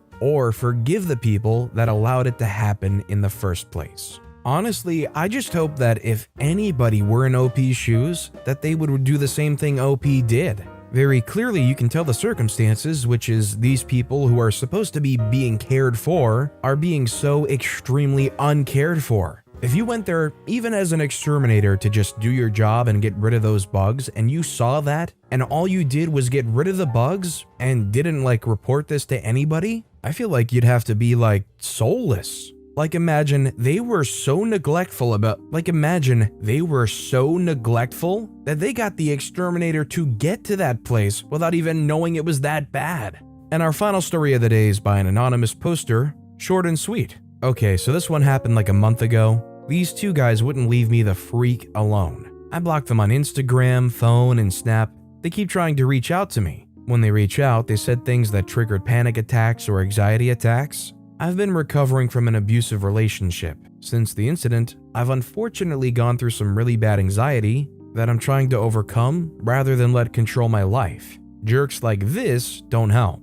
So it started when this kid we'll call E said I was hot. He tried to hit me up, but I went on a date and I wasn't interested. So him and his friend we'll call M think it's hilarious to try to piss me off constantly telling me I'm fat, ugly, my ex didn't really abuse me, and so on. You shouldn't have even have known that happened. They just constantly found it super funny. They do this to other people, even a girl on the edge of ending things. So pretty much, I ignore it and I'm still pleasant with them. I may be a girl, but I hate drama and wanted none of it. An important part of this story is I played on Xbox with their friend, and they would forget I was in the party and start talking about people. This is how I learned he had inappropriate pictures of someone I used to be friends with. He had showed multiple friends the pictures and had sent them to his best friend E. Finally, I came to my senses. I realized the way I was being treated was unacceptable, and I knew this guy would leak this girl's photos, so I genuinely wanted to help her because stuff like that ruins people's futures. I anonymously warned her through a fake number. Later that day, I get a text from her boyfriend telling me I need to mind my own business and this is why nobody at the school I used to go to likes me and crap. At this point, I'm having an anxiety attack and freaking out. I'm hyperventilating and having a genuine panic attack. I'm feeling terrible because I genuinely feel like I did something wrong. I was putting myself down and feeling like crap. I feel like I offended them, so I start apologizing and trying to explain my thought process. Turns out, it was just them freaking with me. I'm crying and crap for no reason. My anxiety turns into rage as I block this number. Note, I had blocked them through everything, and they made a fake number because both E and M were blocked through all social media, even freaking TikTok. Well, funny thing, one is in possession of inappropriate child photos. So I called the school and made sure it was known that his phone contains illegal images of minors. The other? Well, he likes to smoke a lot of weed, and unfortunately, he's under 21, and it's illegal in my state. Oops. I have no idea what happened to E, but I heard he was kicked off the lacrosse team and possibly getting a large fine. I hear the other one's on the sex offender list and possibly facing juvie time because he actually had lots of underage pictures. Honestly, what OP did here in this situation might be scary to do because you're worried about, are they really going to get caught? What are they going to do to you if they find out or if they don't get in trouble? Can they convince people to turn against you or frame you in a bad light? But honestly, what OP did was good, brave, and it probably saved people from, at the very least, a very traumatic level of stress. I think the only disappointing thing is that more didn't happen to these guys. Like, this guy should legitimately be in juvie for having all these pictures, and you kinda wish that there could have been something more to stick to E, since they were going along with this whole thing, and they probably have the same pictures too. How I made my landlord and neighbor pay over $14,000 in fines for harassing me. First of all, before I start, I'm about 80% these two are involved with each other in a romantic way, but I can't confirm. Now, I'm not an expert writer, nor am I going to spend an extended, keyword extended, period of time making sure everything is perfect. I did it once or twice over, but there's just so much and I'm still a little frazzled by the situation. I've had difficulty putting my thoughts on paper since elementary. This doesn't mean I won't do my best. I'm sure there's run-on sentences and improper spelling. I don't think it's a prerequisite for sharing your experience. So I travel a lot, and I live in an RV mostly full-time.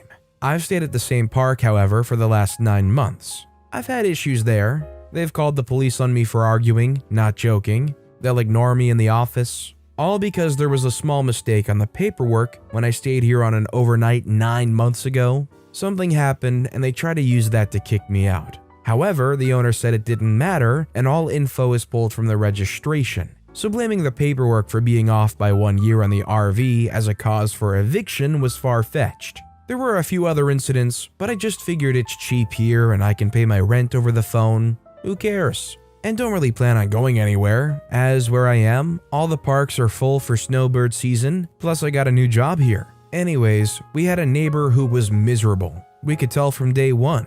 We also have 2 cats. They hang out on our porch mostly all the time. Occasionally they stray, but they're older and don't go far. So around 6 weeks ago, after 9 months of being my neighbor and never saying a word, he started acting very erratic. Randomly approached my wife as she was washing the car outside and got in her face and started screaming, saying that he dug cat poop out of the dirt behind his 1979 bus on bricks, and now he was going to put traps out and poison. Somehow, management had heard the commotion, or he had told them to come, but they pulled up and quickly pulled him to the side to talk to him privately, refusing to even listen to us. We were very weirded out, calling him baby, sweetheart, etc. So they said, it's his space, he can trap all he wants. If your animals are going onto his property, then that's your fault. Now this park is known to have so many cats, they keep feeders by the front office. I warned them what they were doing was illegal, but they said, we've been doing this a long time, we know exactly what we're doing. Call animal control if you don't believe me. I said okay, but he threatened to poison them. So I'm making a police report in case anything happens. I want him to be on record as having threatened them. They came and took the report, and oh man did that make him mad. Still at this point, I hadn't figured out how to get my revenge. Animal control said it was legal and didn't do anything. We immediately got the cats microchipped and went to Lowe's to buy cat traps to teach our cats what a trap is and how to not go into one. Easiest trick I've ever taught an animal. Took one try, now they're terrified of anything resembling a trap. We were stumped. The cats were going stir crazy. Then 5 days later, she leaves a letter on my door. A self-help eviction, saying I have no choice but to leave immediately, and she was turning off the power on X day. I told her if she did that, I would call the local police, as that's a self-help eviction. and you've already demonstrated malice by calling the police on me for asking you a question you don't like, as well as assisting in the trapping of my cats while encouraging other cats to stay, self-help evicting, and at one point, she refused my CDC declaration letter, and I have all these things recorded on video. On top of all this, she says he needs to start his Harley and let it run for 45 minutes to warm up, even if he's not riding. That's what Harleys need. 2 feet from my bedroom window when he knows I work nights and I'm asleep, essentially trying to force me out. Saying my dummy camera isn't allowed, however his real camera pointed at my space is. I was very prepared for an eviction threat, as these guys get away with so much, being that they can threaten eviction and people will just roll out on their RVs. Not me. No, not me. After the manager finally spoke to the owner, she realized she had dug herself into a hole, and now couldn't evict me unless I hadn't paid rent, as they had refused to show me a contract or any rules the entire time I've been here. They don't like to have written rules, so they can change them as they need. The manager told me I was never allowed into the office unless to get mail, and I must pay rent over the phone with a card. Still though, I wasn't comfortable because my neighbor had now put out around 4 different traps, some as close as 1 foot from my property line. He still hadn't caught anything, so by chance I ran into a property manager while out shopping for my own trap, and he told me some interesting things. I did a little research and found out that trapping in Nevada is illegal without a permit. Too many protected species, so I knew the cats would never go into a trap. We did about 5 sessions with them, where when they even saw the trap, they'd just hide. So I told the landlord, it's fine, he can keep the traps. I had heard from a neighbor that he saw the manager opening up the storage room and loading his truck with animal traps, but he didn't know about our situation, so he was confused. This is when I put my plan together. I knew the longer he saw he wasn't getting his way, the more traps he would put out, and the more erratic he would become. He started revving his Harley for 45 minutes, about 3 times a day, while sitting inside with the radio on blasting. Then he'd get a chop saw and cut lumber into as small of pieces as he could, and then stand 10 feet back and launch them into a steel trailer. I had around 2 gigabytes of video from my cell phone, so I only actually caught about half of it. I knew he was losing it. I put a dummy camera facing his front door, and that's what did it. He got too close and pushed my wife on camera. I had successfully driven him nuts and had what I needed for a civil harassment suit, and I just let him stew. Every few days I'd notice a new trap. Finally, when he got up to 14 traps, his tiny RV space looked like a landmine of cat traps. My cats were and probably are still traumatized from the sight. My next move was to call the Nevada Fish and Wildlife. I emailed the pictures of the traps. They finally showed up today and found his 14 traps. The fine is $1,000 per trap. These people are also cops that don't get to ever bust anyone, so they took it very seriously. They took his 14 traps and hit the park with $14,000 in fines. Afterwards, she called me asking me why I would do that. I informed her I'm not done and that I'm building a case on her and her little friend for harassment. I've since been moved to one of the best spots on the property near the $1 million RVs, next to the pool and hot tub with a bar and pizza, about a 200-foot walk. And yes, I begged for a new spot to end this from day one, but she said, we're booked up full all winter. We won't even have one spot until after Christmas. Let me ask you guys, considering everything that went on here and how the landlord was willing to ignore all of this stuff, right up until you were about to bust them, with them finally moving you to the $1 million RV section for free, getting you away from that awful neighbor, and basically set you in the lap of luxury, be enough to make you not go forward with that harassment case? Let me know in the comments down below. And our final story of the day is by What's My Name 83. Ex-almost mother-in-law fired me unrightfully, so I destroyed her company. I decided to share my story. It all takes place 17 years ago, but I feel like it belongs here. At that time, I was 20 years old and dated my first true love. We had been together for a year and a half, and everything was just great. Her mother really liked me, and she had her own company which traded fashion clothes for kids. She made tons of money. They needed someone to drive one of their 3.5-ton trucks, and she came up with an idea to hire me because I was unhappy with the job I had. So as a win-win situation, I accepted her offer and we started working together. Job was okay, even though I had to work a huge amount of overtime because she thoroughly introduced me to how the whole company worked. She had a huge storage facility, a store, and 2 trucks, one that I drove, and a big one. I worked for her for like a year, and in that time, I knew every single thing about the company because she trusted me with also the dirty secrets. This later came in handy. This is where things took a huge turn. I find out that my girlfriend cheated on me with her ex, and as a result, I broke up with her instantly. It was an ugly situation, and after it went down, I called her mother and told her what was going on, and that I don't want to mix things with business, so I'll still be there for work, even though I don't want to see her daughter again. She said everything's alright, but of course she sided with her daughter, and I felt that she's mad at me because of the breakup. I went to work and acted as a professional should, took all the drama aside. However, soon after, she singled me out and started looking for mistakes so she can discipline me. This had been going on for months, and I realized she was just waiting for an excuse to fire me, but I wasn't gonna give that reason to her easily. She was pissed that she couldn't find big mistakes, and the small ones she often just made up was not enough to terminate me, so she came up with a plan. On the truck, we had a power generator which provided a light and a power for laptops, printers, and so on.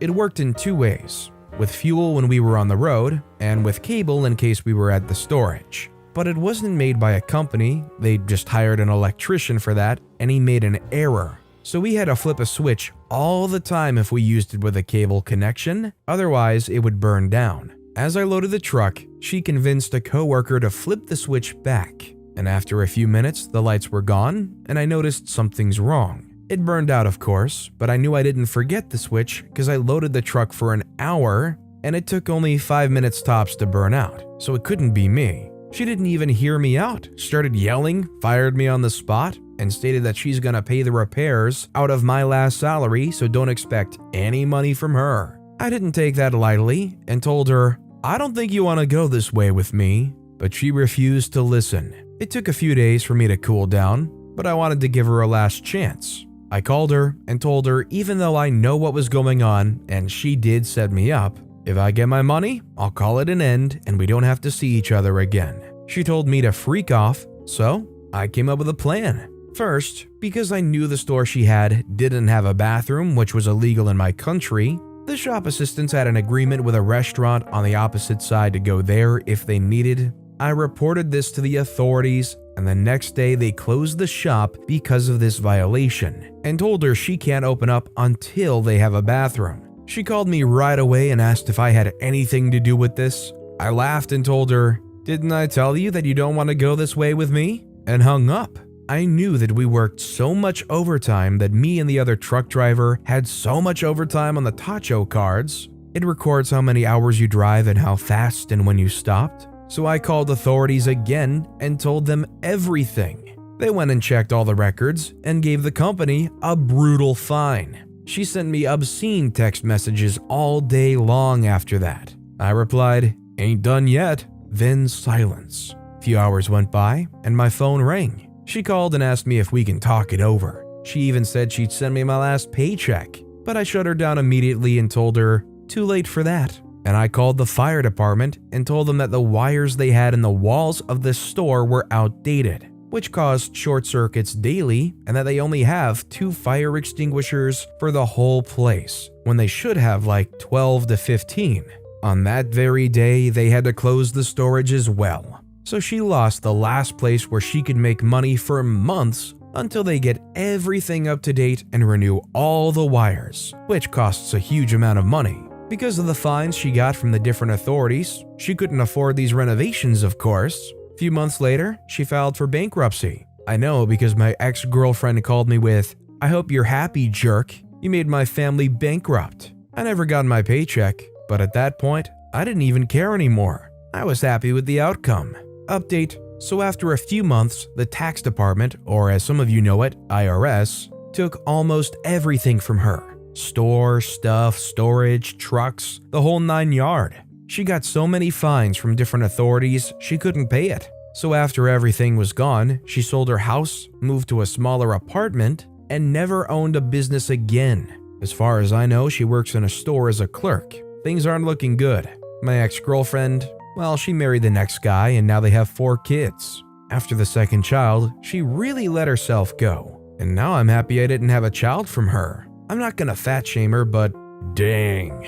At least they're still together, so maybe she learned a lesson and didn't cheat on him. Or so I hope. About me, I had a long relationship after her. My son was born, but she was a lazy gold digger, so after 5 years we separated. I've met the love of my life after that, and almost 9 years later, we're still happy together. She also got out of a terrible relationship, so she truly appreciates me, and vice versa. I love her to death. I was gonna say something like, it would probably be good if they're gonna be that underhanded to also just make sure that they don't have any other baggage that's just so apparent that can sink them. But then I realized somebody that's gonna be underhanded like that is going to skimp out in many other areas too. So really, I feel like it was just inevitable and it was good karma coming back to them. My uncle D and R'd my friends. I made sure he never saw his now ex-wife and children ever again by getting him banned from a whole country. About 22 years ago, my mom got a frantic call from my uncle's best friend to say that he'd been arrested. Apparently an ex-girlfriend had accused him of the R word, but she was just being vindictive because he broke up with her.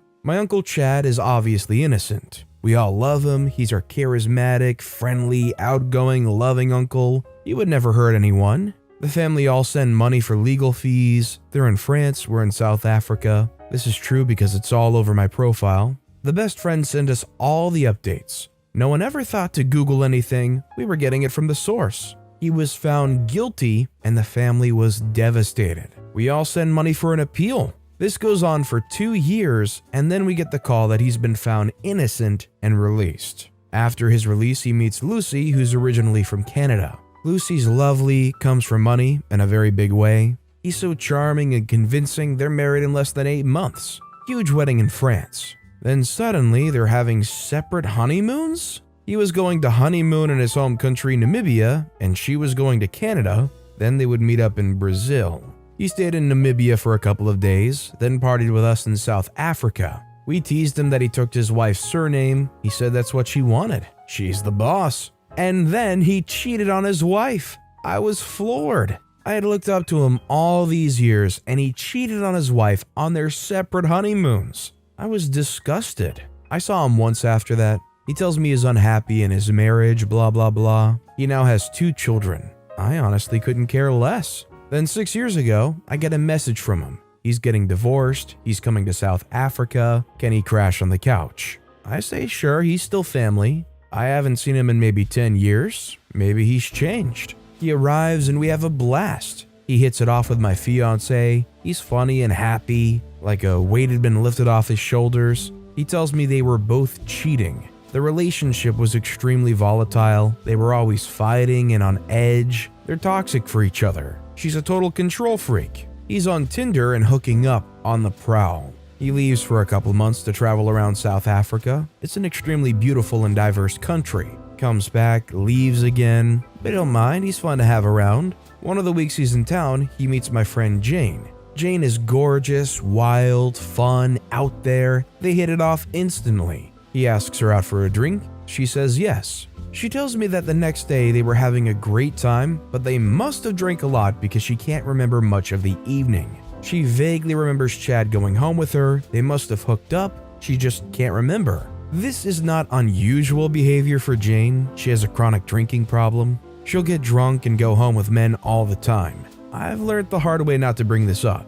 Also, we're all 40 plus. I'm not going to start telling other adults how to live their lives. I am definitely not a saint. 2 days later, Chad has to fly back to Namibia and calls Jane from the airport. We're sitting together having lunch. Chad says that he's so glad he has photographic mementos of their time together. She's confused. He then sends her all these inappropriate photos of her unconscious, laying on the bed, put in different positions. She just starts crying. She doesn't show them to me. I'm sent them at a later stage. She tells him to delete them immediately. He laughs. She's furious and embarrassed. She starts reflecting on the evening, trying to remember details. She digs through her handbag and finds a receipt. Cheap jerk left his wallet at home. 2x gin and tonic and 2x tequila. Definitely not enough to get a seasoned drinker blackout drunk. I am furious. Jane is furious. For some reason, I think about his R-word conviction and Google his name.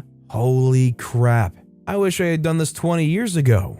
At the top of the Google search, Namibian R-wordist released from jail in political blunder. We read this article in silent shock. The truth, 2 years before being caught and convicted, he met a woman in the nightclub, D'd her drink, took her home, took inappropriate photos of her, and then R'd her. She went to the police, and the next day, luckily there was DNA. 2 years later, he gets arrested for drinking and driving. They take his DNA, and bam, it's a match. They have all the surveillance footage and the photos on his phone. Easy conviction, even though he tried to convince the courts they were dating and she was a jilted lover. Can I stop for a moment to puke? His story about being innocent and released is all BS. Some politician who was trying to make a name for himself decided to release 100 non-violent criminals. Chad somehow got on the list. About 8 months later, they realized their mistake, re-arrested him, and extradited him back to Namibia, hence the separate honeymoons.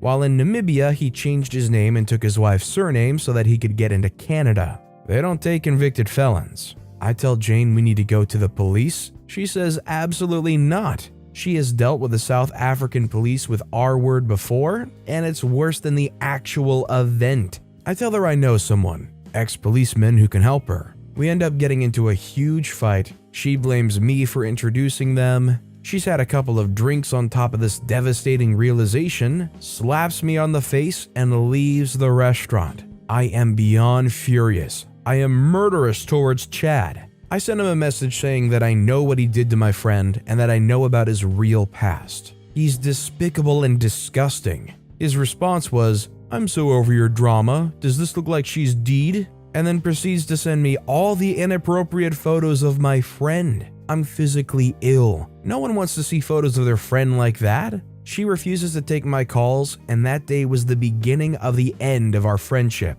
I'm haunted.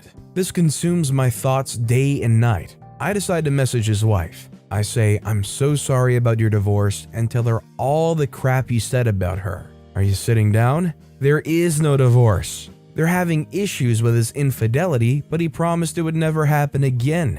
He has a therapist who's advised him that he should come to South Africa to find himself. I tell her exactly how he's finding himself. She breaks down and tells me everything. From him sexually harassing the live-in au pairs, hiding cameras in their bathroom to film them showering, getting one of them pregnant. There was a huge court case, but he denied it was his and refused to take a DNA test. Court made him take the test and he is the father. She sends me all the affidavits, court papers, report from the therapist, etc. She also sends me screenshots of their conversations. Message upon message of him saying how much he misses her and how this trip will save their marriage. He misses her more and more every day, all the while telling us that she's crazy, abusive, controlling, and cheated on him with his best friend. Spoiler alert, there is no therapist. He created a fake Gmail account and sent reports to his wife on his progress. The therapist basically said she must forgive him for his infidelity because he had a traumatic childhood and he's actually a super nice guy. If I wasn't his therapist, he would be my best friend. I kid you not, that was in the report. I'm not sure if his wife was just really gullible or hopeful, but I saw it the minute I opened the first email. I mean, the idiot made the same spelling mistakes and used the same colloquialism. I plot and plan, what is the worst possible thing I can do to him? I am all consumed. In South Africa, you can pay someone for anything. But I'm a big believer of karma, so I know I can't use any nefarious means. I realize I have copies of all of his documents, passports, Namibia and Canada, his ID with his original name on it, bank statements showing he has loads of money. He was supposed to send money home to his wife. Before he left, he took the proceeds of a car they sold. It was meant for the farm, but he told her he needed it for his sabbatical. He would flip cars in South Africa and double the money. Then I remember he changed his name and took her surname so he could get into Canada. So for about a year, I went backwards and forwards in my head. Do I report him to the Canadian immigration? What will be the repercussions? I was troubled and torn.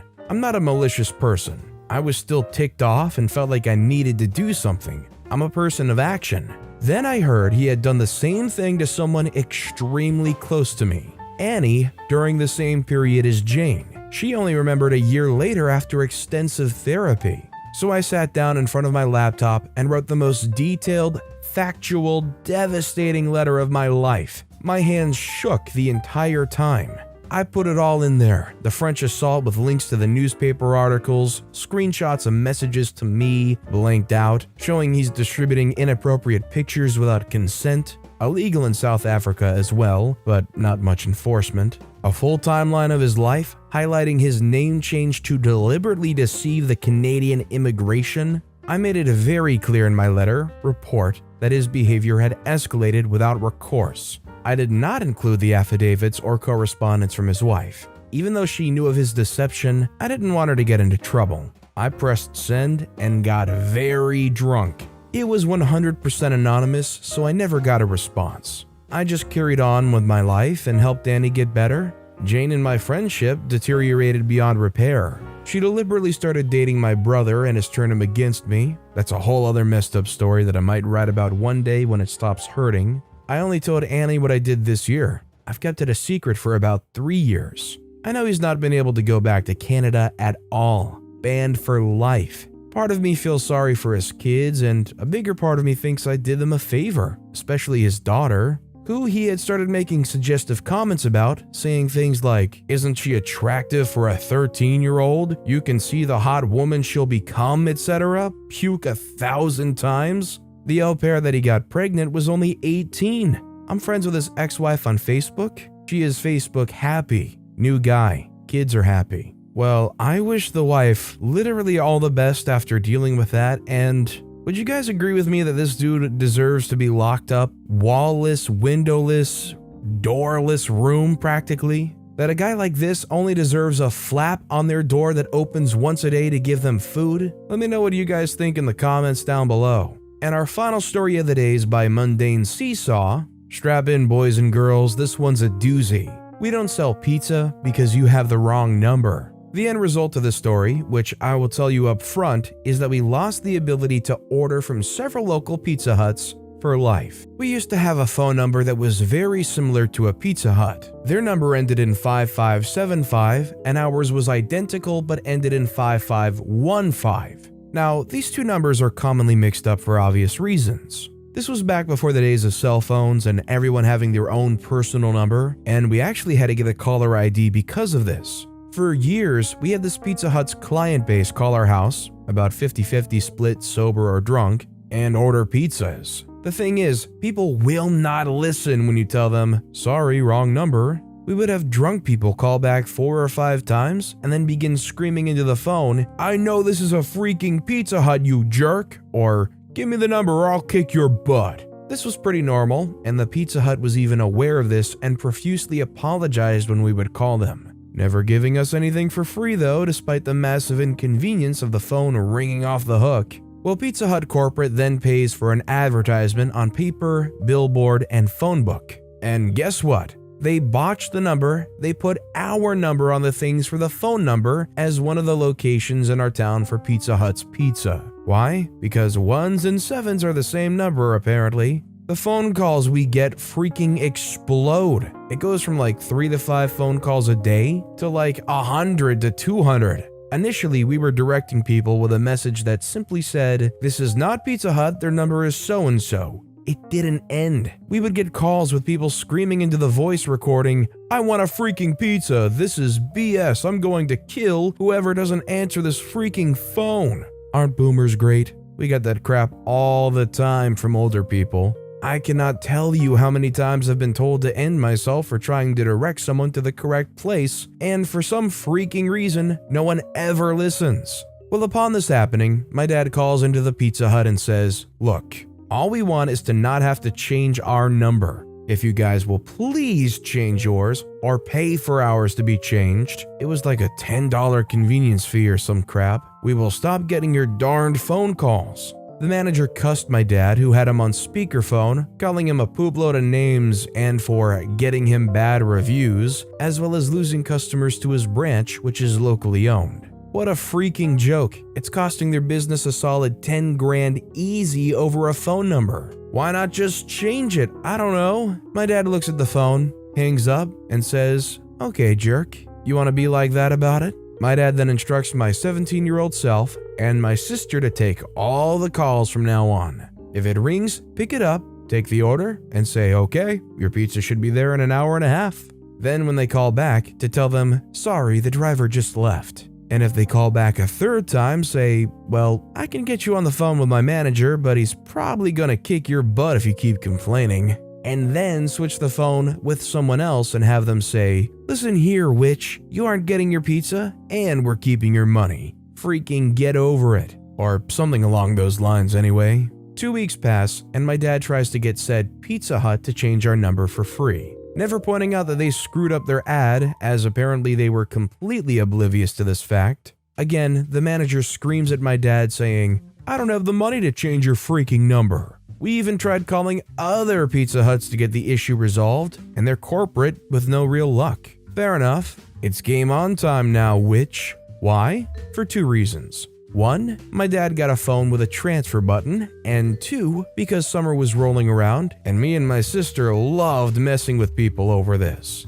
It was a really bad influence on us, to be honest. We fielded phone calls every day, all day long. We had friends come over, and they loved partaking in the same thing. We had a general plan. 1, every other call would get a pizza delivery. 2, on the other calls, we would get them really pissed off, talking crap to them and saying, "Okay, do you want to speak with my manager?" and just cold transfer them to the Pizza Hut. It took 6 more weeks of us doing this, and the Pizza Hut closed. A few weeks before they closed, we got a phone call from Pizza Hut corporate, who more or less threatened us with a cease and desist, sounding like they didn't really understand what was actually happening, as it accused us of stealing their phone calls. We called their corporate and explained what was going on, and even played our recordings of talking with them before about the issue and ignoring us. All they said is, "You had better stop, this is illegal," over and over. We didn't stop. They were aware of what was going on and didn't want to do anything about it to fix their foobar. A few weeks after the owner lost his job, he called our house and was trying to argue with my dad about how bad of a person he was because I lost money and got my butt beat several times. Apparently, we had pissed a few people off so bad, they actually went in and attacked him and the other staff. To this day, it cracks me up that a company can be so oblivious, and is the single reason I don't believe we live in anything close to a meritocracy. Anyone in this position who has any merit would instantly change the number, but not a corporation who has money to sue, and not a middle manager who has an ego problem. I just couldn't imagine ever being that stubborn. Spend the $10 to get them to change their number and save your business. That dude deserved to lose their franchise acting like that. And maybe they deserve to get beat up a little bit too. Pay me $250 or I'll destroy your whole career. First off, some definitions before we start, since this is a story involving the military and some jargon not everyone would understand. CQ, it's a duty in the army you have to do where you gotta stay up for 24 hours. It sucks, but everyone does it. JAG is the legal office on base, lawyers for the military. Private is a rank. Specialist is 1 rank higher than a private. NCO is non-commissioned officer, basically my first-line supervisor. Please note, this story occurred after Don't Ask, Don't Tell was repealed, so that wasn't the issue. When I was in the army, I became friends with a guy by the name of Scott. He was very flamboyant and loud and loved to talk. He was also my roommate. We became very good friends. I worked 25B, computers, and he worked as a paralegal at the JAG office on base. As a result of his position, he knew confidential legal matters of service members. Some of the stuff he knew was quite serious. We're talking assault, theft, forgery, divorce, etc. Naturally, he's supposed to keep this information confidential about what he knows, but he didn't. He would tell me all kinds of stories about different people and their respective legal issues. On several occasions, I would tell him, "You shouldn't be telling me stuff like this. It's supposed to be confidential, right?" I wasn't sure of the rules, but I'm sure that he knew he shouldn't be telling me.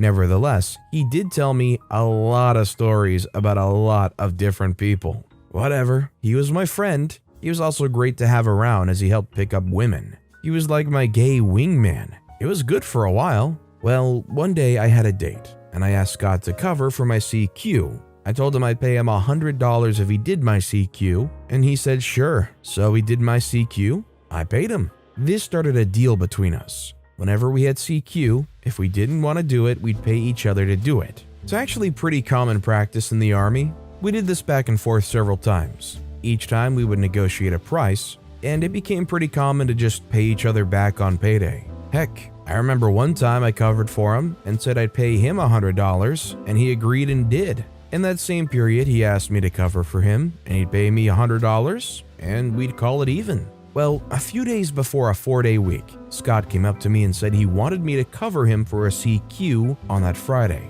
I had plans and didn't really want to CQ that Friday, but he told me that he had a date and really wanted to go on his date. I told him it'd cost him extra. We ended up agreeing to $250 for me to cover for him. So I cover for him and the payday comes around. I ask Scott for my money and he says he'll pay me. I'm going to cut this story short. 3 paydays go by and he still hasn't paid me. I confront him on a payday and say, look, you owe me $250. Pay me half now and half on the next payday. And he has the balls to ask me to just forgive him for the debt he owes me. Keep in mind, I'm a PFC at the time. I was making like $1,600 a month. $250 is a good chunk of money to me. I tell him in no uncertain terms will I be forgiving this debt. He owes me $250 and I want my $250. Another payday comes around. I confront him again. He laughs and says, dude, I'm not going to pay you. Now keep in mind, this was at breakfast and I'm pissed.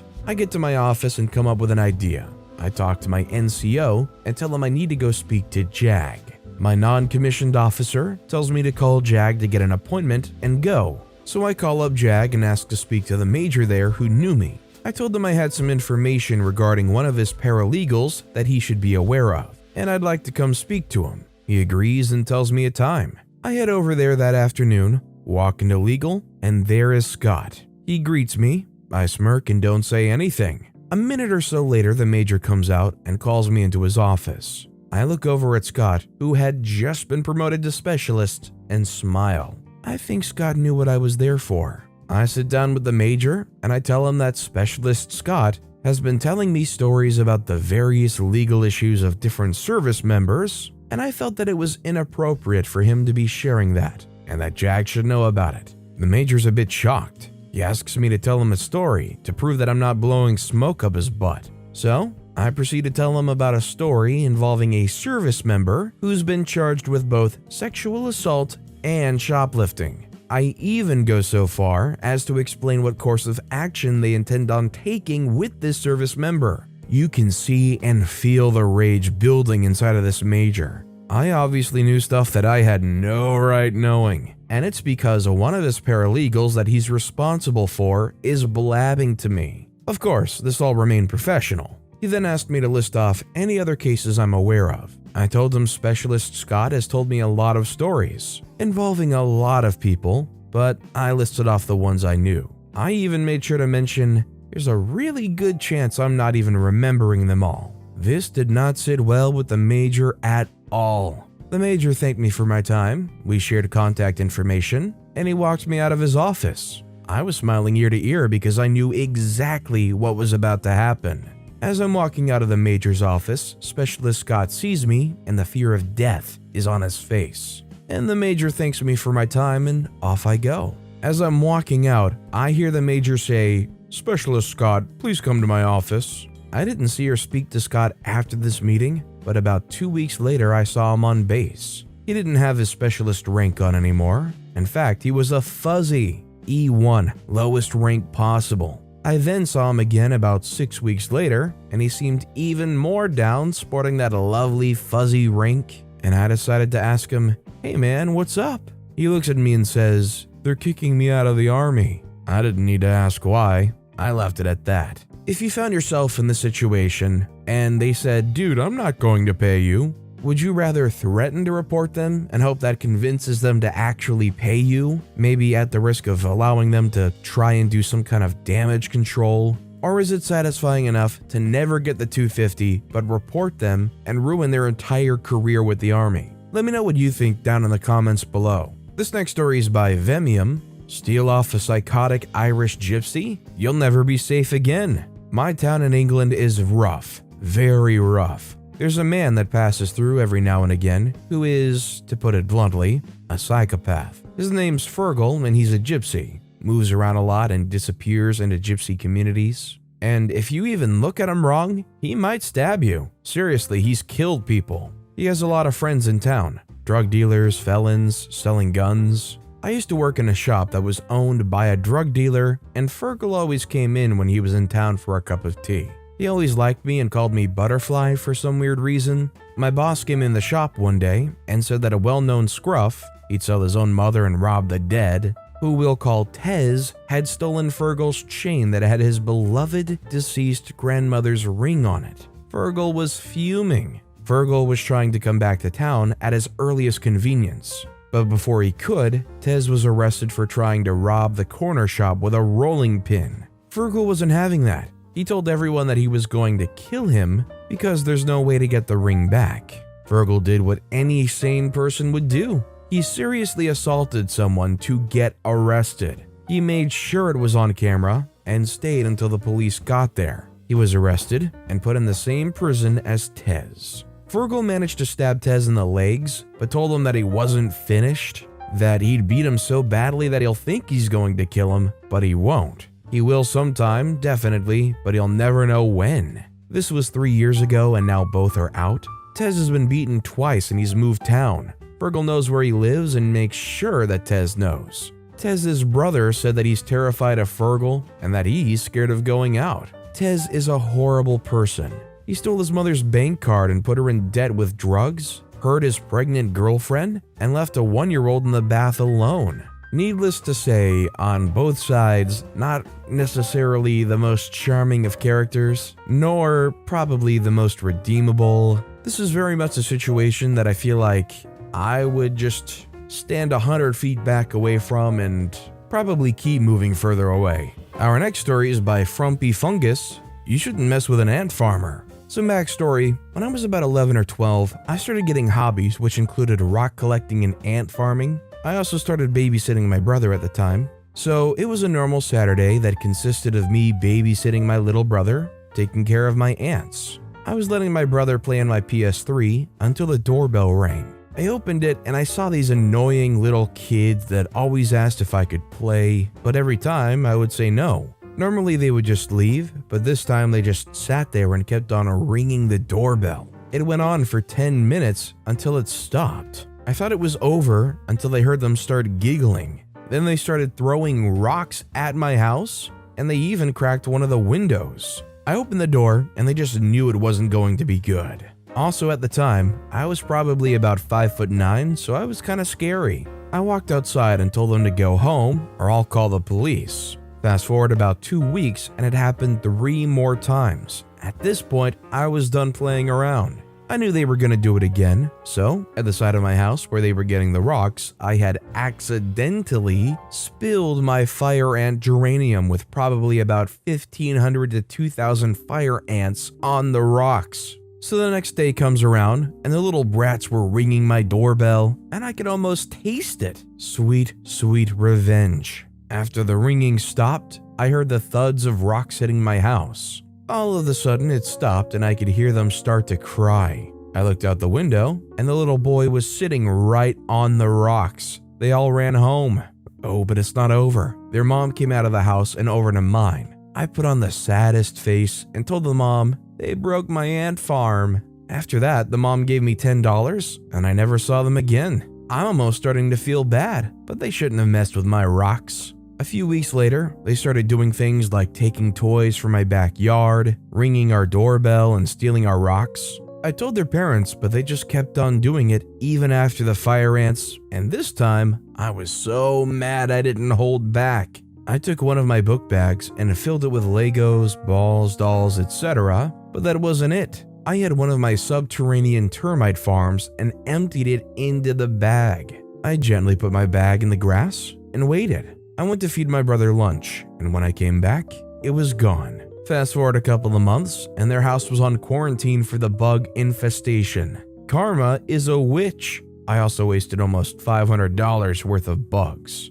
Those fire ants sure did not know freedom until they were able to bite the crap out of those kids' hands. It was an expensive revenge, but I bet it was pretty darn effective. And our final story of the day is by Joker6 Actual, Pan Am Hospitality at its best. I must let you know that this story was handed down from my grandfather a few months before he died in 2006. In the 1960s, my grandfather was working for Pan Am and was sent to the Dominican Republic. The local community of Pan Am employees had what equated to corporate housing in a community near the airport. My grandfather would fly between the Dominican Republic and New York City on a regular, and on this particular day, he was supposed to get back at 1 in the morning. Over the prior 3 to 4 weeks, there'd been some break-ins in the Pan Am community housing, where the housewives were getting assaulted and any valuables stolen from their homes. My grandmother, being as bad to the bone as she was and having 3 young children in the house, refused to be a victim. She saw a pattern in the break-ins and determined that her house would be next.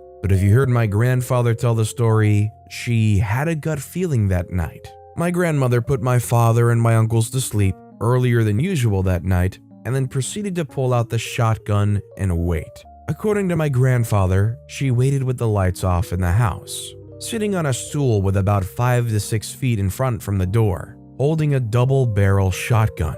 She heard someone messing with the front door locks, so she promptly got ready, because if it had been my grandfather, she would have heard keys. The would-be assaulter knocked down the door to see a little lady pointing a double-barrel shotgun right at him. Now, I would like to say that before this next part, that I never knew my grandmother was this bad to the bone until I heard this story, but she's always a tough cookie. As soon as the guy raised his hands, she pulled both triggers, and 2 shells of shotgun pellets destroyed this human being. My grandmother then proceeded to put a call into the airport to inform my grandfather as soon as he got in to hurry home, that there was a family emergency, this being a foreign country, and my grandmother not knowing how the local police would react. My grandfather got home as soon as he landed and got the news to see the body laying by the front door, and my grandmother in the throes of cleaning up the blood. My grandfather, without a word, just went a couple houses down to a few people who he trusted and enlisted their help. They promptly tied the body by a rope to the back of their pickup and started driving. They said they spent hours dragging this body through the mountain roads until there wasn't any body left, grinding it away by using the road. By the time they got home at 7 in the morning, my grandmother had cleaned the blood and fixed the front door. They never told the local government and went on with their lives. Now, I'm not sure about the story being true. However, it was one of the last stories my grandfather told me before he died. My father once told me that he remembered hearing the commotion, but never investigated, because he didn't want to get in trouble for being out of bed. He was 5 or 6 years old at the time. I wish there was a way to confirm this story. However, all parties involved are no longer alive. Whether it's true or not, that's a crazy piece of family history. I'm gonna be honest, I'm no expert at disposing of bodies, but I've never heard of such a strategy like dragging them around by a rope until they just kind of grind away against the ground. It's definitely hard to believe, but it could have happened. You never know. Entitled mother at a Ukrainian beach stumbles onto 2 creative sociopaths who deal out some sweet revenge. So around 3 years ago, I came back home for a visit, and around the table, the subject came to previous holidays, which made me remember this little story of horror, so I thought that you guys may like it. Warning, I was, am, and will always be a jerk, and fully understand that I and my aunt did a crappy, borderline sociopathic thing, but my shame had over the years degraded. Also want to give you a heads up that the dialogue in the story is from as best as I could remember and also translated from Russian. So this happened a very, very long time ago, around the time when I was about 9 or 10, so old enough to develop a spiteful mindset. At the time, me and my family, which included me, my mother, my grandmother, and my mother's sister, my aunt, This was during the time when we lived in another country and usually went to the holidays to Ukraine around the Black Sea,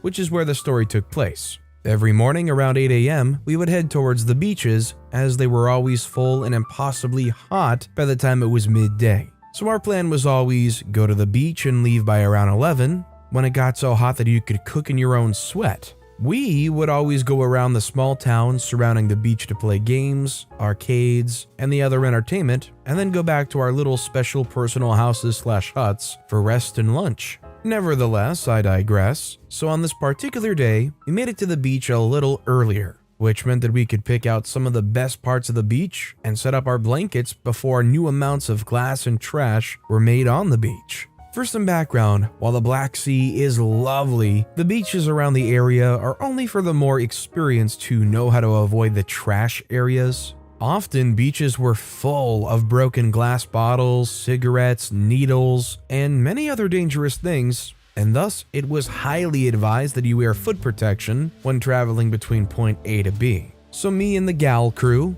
my grandfather rarely ever came to the holidays with us, as my grandparents owned a massive house with farm animals and couldn't trust anyone to take care of them, so someone had to stay back. And my dad is a deadbeat jerk, so it was always just us girls. Now, about that spot. We found the perfect spot and laid out our things and towels and checked for any bottles or debris, and were overjoyed to find none.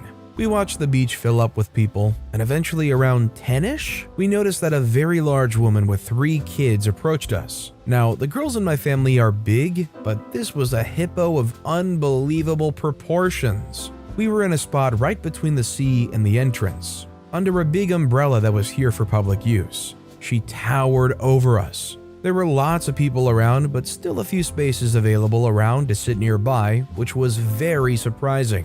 This woman towered over us and loudly groaned and complained. Let's refer to her as Entitled Mother, and her kids Entitled Kid 1, Entitled Kid 2, and Entitled Kid 3. All 3 boys. "You're in our spot," the Entitled Mother yelled loudly. All of us blinked unanimously in confusion. My mom even started laughing a little, asking, "Are you having a heat stroke or are you for real?" Entitled Mother loudly gasped and started kicking our towels and stuff. "You're in our spot. We've been sitting here for the last 3 days, and now your fat butts are taking my spot, and because of you, my kids are burning their feet waiting for you cows to move," she yelled. My mother's sister burst into laughter, replying, "Well, whoever the cow is in this scenario, it's definitely not us." Odd translation, I know, but it's direct. While this was happening, I was building a small sand pile. Her devil spawns suddenly start pushing me and taking some of my sandcastle stuff and bending it, to which I got up and pushed him away and grabbed my shovel and then hit him with it, telling him to bugger off, hitting him repeatedly and hard. I was usually a well-behaved kid, but if I have ever seen anyone try and break my stuff, I would cripple them, as we weren't the richest and I was protective of my things. The mother gasped and started crying out for me to move, which everyone in the surrounding area glanced at, but it's Ukraine, nobody cared. I love my people, and besides, there was no one to call for help. Police or guards around the beach are not common or wanted. My mother had stood up fully to her now and told her, "Take your fat," we have a better word, joipa, which means fat hippo butt in one word, and ugly butt somewhere else before the 5 of us collectively will cripple you. She straight up tries to slap my mother, to which I then responded and took a plastic shovel to her son's eye with sand in it and started jabbing it. As his siblings try and push me away, but I spit in one's face and kick the other. All of them start crying, and a few people shout out for her to shut her brats up. The mother then stops midway and grabs her spawns and yells at us, "The second you witches move, I'm taking this spot." I know there were more profanities, but I don't remember every word fully or the conversation fully. Now mind you, there was no one to call help for, as the lifeguards were not evenly spaced out and miles away, so we decided to have a miniature revenge. My mother tries to tell me off for assaulting the boys, but my grandmother defends me and said something along the lines of, "Don't be mad at her, she was defending you," to which we all then agreed to forget and have fun. Now, me and my mother's sisters were a lot closer to being siblings than her and my mother. She was about 10 years older than me, so she was like 19 when I was 9. We went swimming in turns, never leaving the towel and stuff unattended.